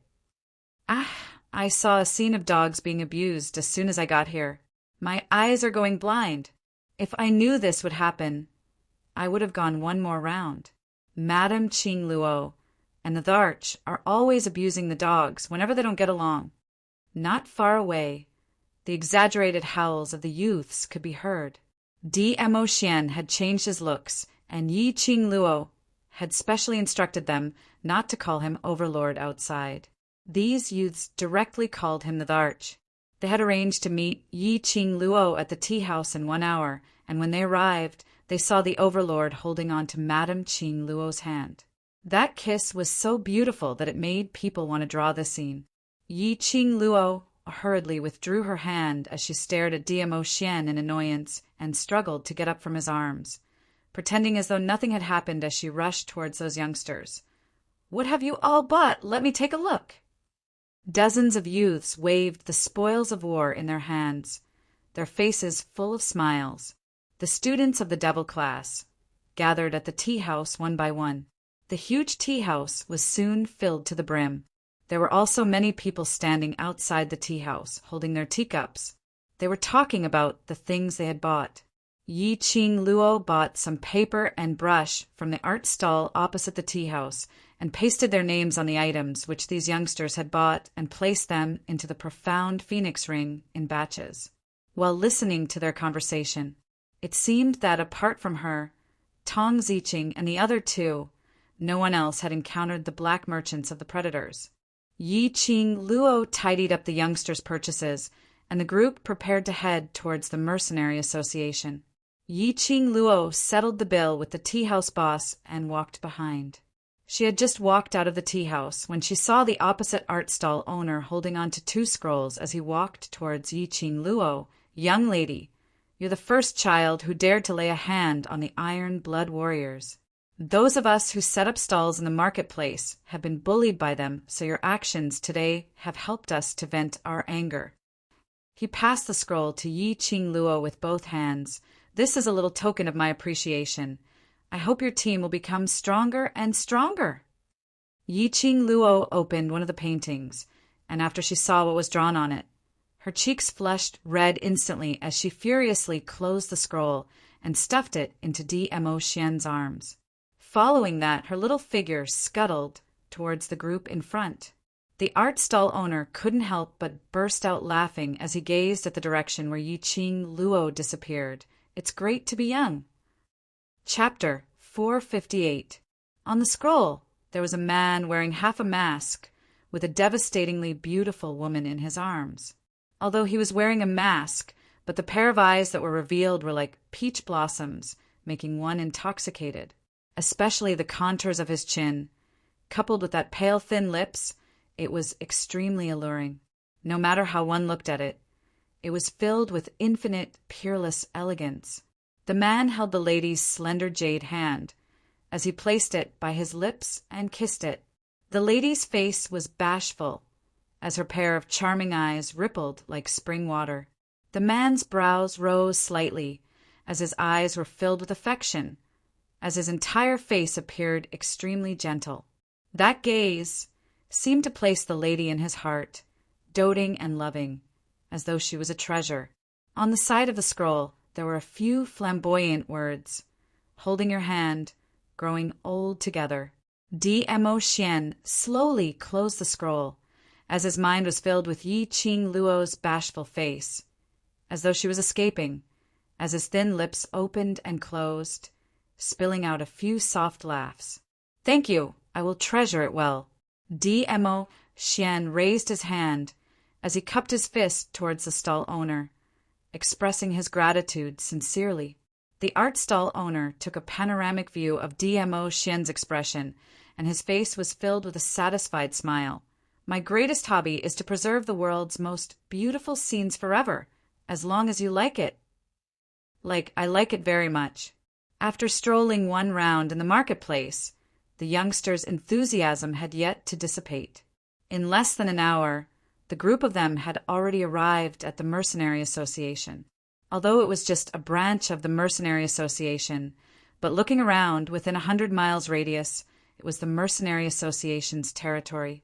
Majestic atmosphere, the glazed tiles under the sunlight, sparkling with luster.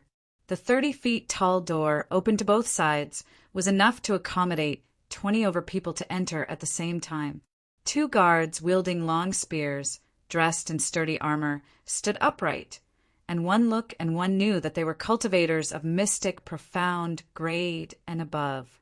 On both sides of the guards, there were 2 statues of white tigers. That open mouth, revealing sharp fangs, was vivid and lifelike. Through the open door, one could see the main hall of the Mercenary Association. In front of the long queue, there was a row of 3 missions displayed on the wall, indicating various grades of missions. Mercenary group leaders lined up to receive missions. This was the first time the youths had seen such a splendid place. Each and every one of them raised their heads in amazement and stared at the mercenary union with widened eyes. This is too big. It was too dazzling. In the future, would they become one of them? They were so excited that their hearts were about to jump out of their mouths. Yi Qing Luo looked at the youngsters' envious gazes as her lips curled into a warm smile. No matter, not too long later, you will own a place which is even more glorious than this place. The youngsters' gazes were resolute as they looked at Yi Qing Luo. The hot blood in their bodies was already burning. Amen, we believe you. Yi Qing Luo smiled as she strode towards the Mercenary Association's main entrance. Stop!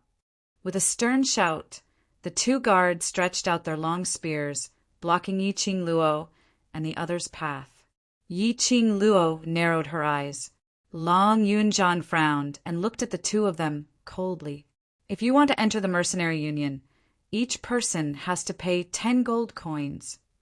The guard said expressionlessly, 10 gold coins? 10 per person? F***CK. Was it really a good idea to rob the mercenary guild? So openly? 10 per person, and there were 60 over of them. That would be 600 over gold coins. No, not right. This is robbery. Do you really think we don't know the Mercenary Association's regulations? Why haven't I heard that we need to pay gold coins to enter the Mercenary Association? And Ruo Pan shouted coldly.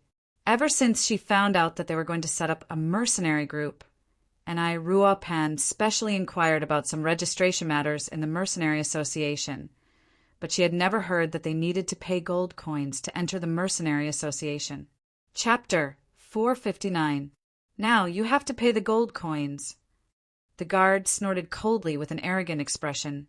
If you can't pay the gold coins, then get lost. Don't block the door. You. And Ruo Pan stomped her feet in anger. You guys are doing this on purpose. The guard swept a disdainful glance at her and finally set his sight on Yi Qing Luo. After seeing Yi Qing Luo's stunning face, an evil smile appeared on his face. Little beauty, it's not impossible to go in. If you can accompany us brothers. Ah. Before the guard could finish his words, he felt a sharp pain coming from his mouth. Immediately, a thick smell of blood came from his mouth. He coughed violently and spat out a mouthful of blood and a few broken teeth. The other guard's face sunk as he immediately stabbed his long spear towards Yi Qing Luo and bellowed. How dare you create trouble in the Mercenary Association? Are you tired of living? The guard, who was beaten up, had yet to pull him back. He didn't even see who was the one who gave the slap on his mouth and suffered it. These people were not people to be trifled with. Only his teeth had fallen out from the slap, and he couldn't even complete a simple sentence. The guard who rushed forward with the long spear was directly kicked out. He went through the main door and fell into the main hall of the Mercenary Association. The group leaders who were queuing up were stunned. The surrounding guards heard the news, and a group of people immediately rushed over. The guard's internal organs were in pain from the fall, and he spat out a few mouthfuls of blood. His fingers trembled as he pointed to the door and let out an ah sound. A group of guards looked towards the direction and saw 60 over young men and women standing at the door, and a guard who was covering his face and was in a sorry state. Very quickly, a captain dressed in a guard uniform with an additional badge on his shoulder and a few white feathers on his hat swiftly walked over. Who's the one creating trouble in the Mercenary Association and looking down on the authority of the Mercenary Association? You're just in time. I'd like to ask, when do we have to pay 10 gold coins per person to enter the Mercenary Association? Yi Qing Luo sneered as her eyes turned sharp. That gaze was like a sharp knife, piercing over fiercely. The captain only felt a chill in his heart. He immediately looked at the guard who had his teeth broken. The guard covered his mouth. His hands were covered in blood. He shook his head furiously, feeling extremely wronged. The captain of the guards frowned as he led a team of guards towards Yi Qing Luo. This young lady, our guards are all specially selected guards, and their quality is extremely high, so they will absolutely not lie. So, You're saying that I'm deliberately causing trouble? Yi Qing Luo narrowed her eyes as she laughed softly. I led a bunch of brothers to come all the way to the Mercenary Association, not to register a mercenary group, but to create trouble. She raised her head, revealing a beautiful smile on her exquisite face. Captain, give me a reason. What kind of enmity do I have with the Mercenary Union? I came all the way here just to cause trouble. The guard captain was rendered speechless by this question. He had worked here for dozens of years, and the Mercenary Association had always been a place that was highly respected by profound practitioners. This group of people who wore the same clothes and were about the same age were obviously here to register as a mercenary group. Normal people would not cause trouble in the mercenary guild, but as the captain of the guards, he had extreme trust towards his own men. The two of us guards have no enmity with you. There are so many people coming to the Mercenary Association to register as mercenary groups and to take on missions. Why are you the only one to pay gold coins? Chapter 460. This question, I think it's more trustworthy to let your guard answer it. Yi Qing Luo licked her lips as her lips curled into an enchanting cold smile. At the same time, her figure flashed. Everyone only had time to see a black afterimage.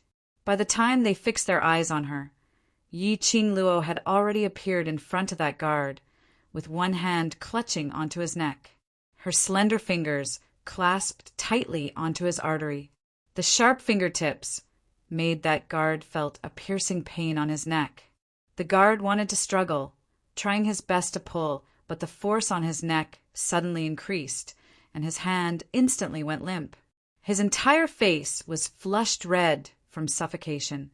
Miss. The guard captain's eyes congealed. To make a move on his subordinate right in front of him, this was simply looking down on his existence. The guard captain waved his palm, and a group of guards immediately surrounded Yi Qing Luo's direction. Qing Luo. Yan Xiaoyi's face sunk as she was about to make a move. A clear voice was heard. No need to fight. Leave it to Lil Luo Er. Yan Xiaoyi was stunned as she frowned at DMO Xian, but there are so many of them no matter how powerful Qing Luo is. These are, after all, guards who had been through the battlefield. If it's Lil Luo Er, there's absolutely no problem. His confident words caused the restless people to gradually calm down. Standing in front, the expressionless Long Yunjan's expression congealed slightly. He had seen it all. Earlier, when that guard spoke obscenities to Yi Qing Luo, the one who broke that guard's teeth was DMO Xian. Thinking back to the marketplace, he used the excuse of being at the tea house, but in actual fact he was following behind Yi Qing Luo, seeing her being surrounded by that magical beast core stall owner and 20 over iron blood warriors. At that time, DMO Xian took action because the magical beast core stall owner attempted to molest Yi Qing Luo. Suddenly, Long Yunjan seemed to have understood something. DMO Xian wasn't watching by the side, nor was he standing in the crowd to watch. What DMO Xian gave Yi Qing Luo was free love. When Yi Qing Luo had a conflict with others, DMO Xian was more concerned than anyone else. But he let Yi Qing Luo settle it. It was because of his trust towards Yi Qing Luo, and also because he wanted to give her a chance to grow. Captain, I just want to prove that we just want to register as a mercenary group. Yi Qing Luo glanced sideways at the guard captain. Or perhaps, Captain is trying to cover up your crime on behalf of your subordinate? The captain of the guards, who was charging forward, immediately stopped in his tracks. Yi Qing Luo's matter had already attracted the attention of the surrounding mercenary groups. At this moment, they surrounded him and pointed at him. If he really forcefully took Yi Qing Luo down, he was afraid the mercenary guild would never be able to wash away this stain. He waved his hand and ordered a group of people to stop. What a sharp-tongued girl. Good. I'll give you this chance. The guard captain's eyes were filled with anger as he glared at the guard. You. Explain to me clearly what exactly is going on. The guard groaned in pain. His mouth was burning with pain, and his neck was suffocating. He blushed and shook his head furiously. Yi Qing Luo's fingers loosened a little as her lips curled into a chilly smile. Speak. Say every single word clearly. If there's any falsehood in your words, this lady will take your dog life right now. If it wasn't for the fact that she was leading a group of brothers today and had already put on their group's uniform, Yi Qing Luo couldn't be bothered to go through so much trouble. They were a team that wanted to register as a mercenary group. Before the registration, there must not be any stain. Chapter 461. Captain, save me. She's despising the Mercenary Association's authority. The guard endured the pain as he spat out every single word. Because he was missing a tooth, his words were leaky and his words were unclear. But if he listened carefully, he would be able to understand his words. We were just stopping them to do a routine interrogation. But she made a move. Captain, save me. The guard captain narrowed his eyes. What else do you have to say now? Still not letting him go. You're at death's door and still want to cover up for the mastermind? Have you forgotten who is your master? Yi Qing Luo's fingers suddenly clenched tightly as that pair of enchanting eyes were filled with a thick, austere aura. Her chilly laughter was as though the god of death had descended. Really pitiful, this captain who was worried about your life. Just for a little bit of benefit, he didn't hesitate to cheat the captain who had always trusted you. This kind of dog, you don't need it. The lady's voice was sweet and melodious, but that tone was filled with a thick, murderous aura. The guard felt the life force in his body gradually disappearing. He opened his eyes wide in terror as he subconsciously looked towards the captain, whose face was filled with rage. His heart was filled with shock, and Yi Qing Luo's earlier words were lingering in his ears. The guard's lips trembled. I'll say. By the time Yi Qing Luo let go, the guard spat out the words with difficulty. It's the Iron Blood Warriors. He gave us 10 silver coins and asked us to stop. Stop! Sister, be careful.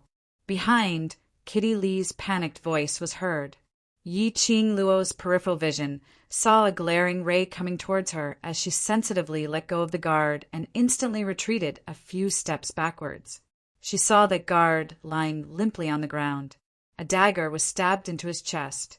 Although the guard was no longer breathing, but before he died he said the words Iron Blood Warriors, which was clearly heard by everyone.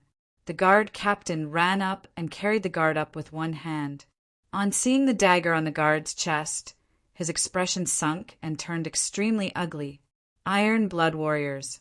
They were actually from the Iron Blood Warriors. When did these young lads and Iron Blood Warriors get into conflict? Dagger. Yi Qing Luo's eyes narrowed as her lips curled in ridicule. Throwing a dagger to silence him was indeed Yuqi Peng's method. She had roughly guessed in her heart that the mastermind behind these 2 guards looking for trouble was Yuqi Peng. But she was very curious why Yuqi Peng stopped her from entering the Mercenary Association. You guys again. Duke Jing also saw Yi Qing Luo, and the smile on his face instantly turned into anger as he pointed at Yi Qing Luo and howled.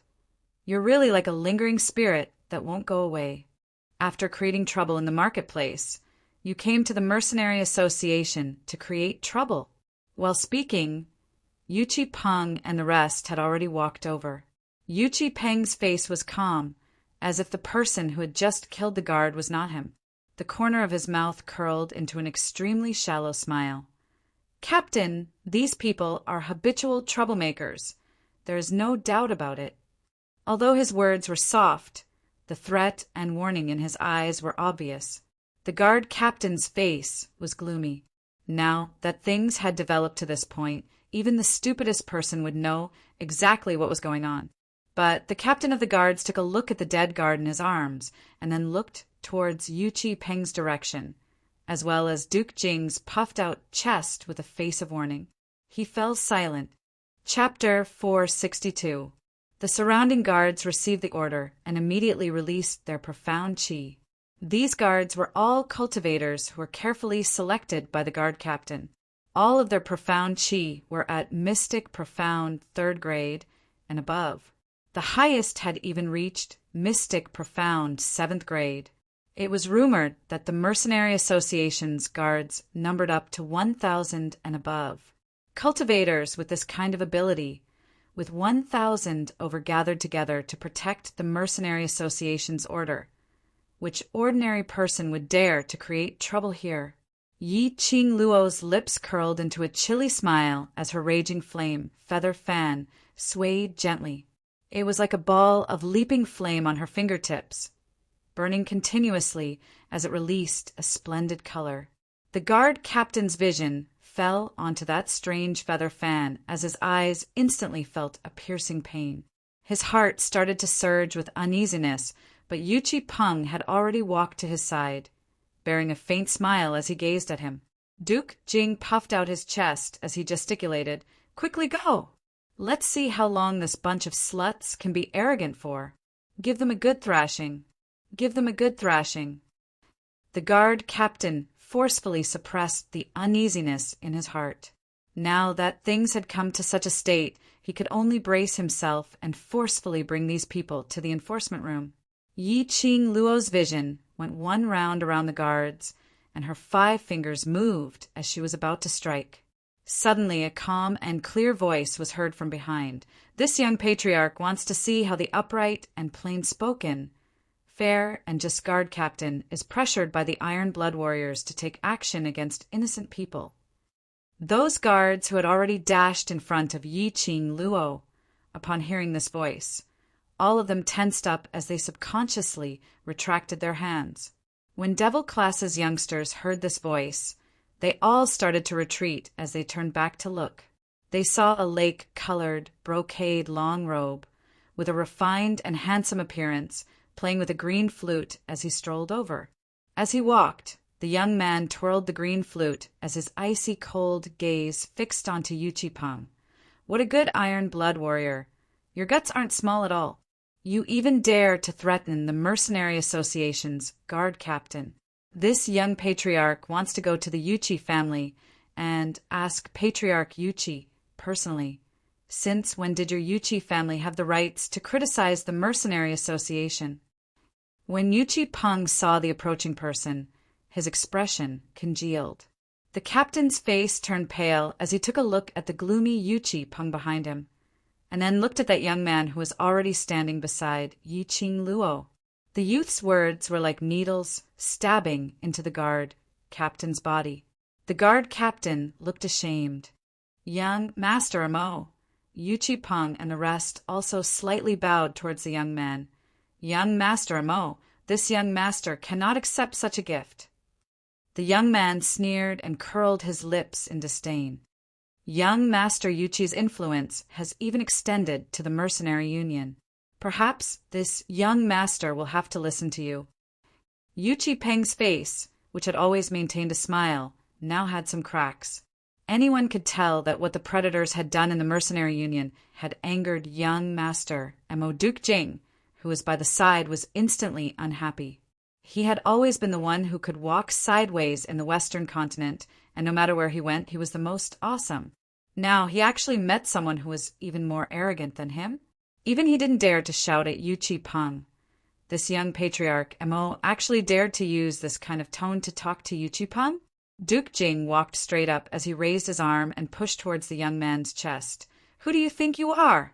How dare you talk to our Iron Blood Warriors group leader in this way? Are you tired of living?"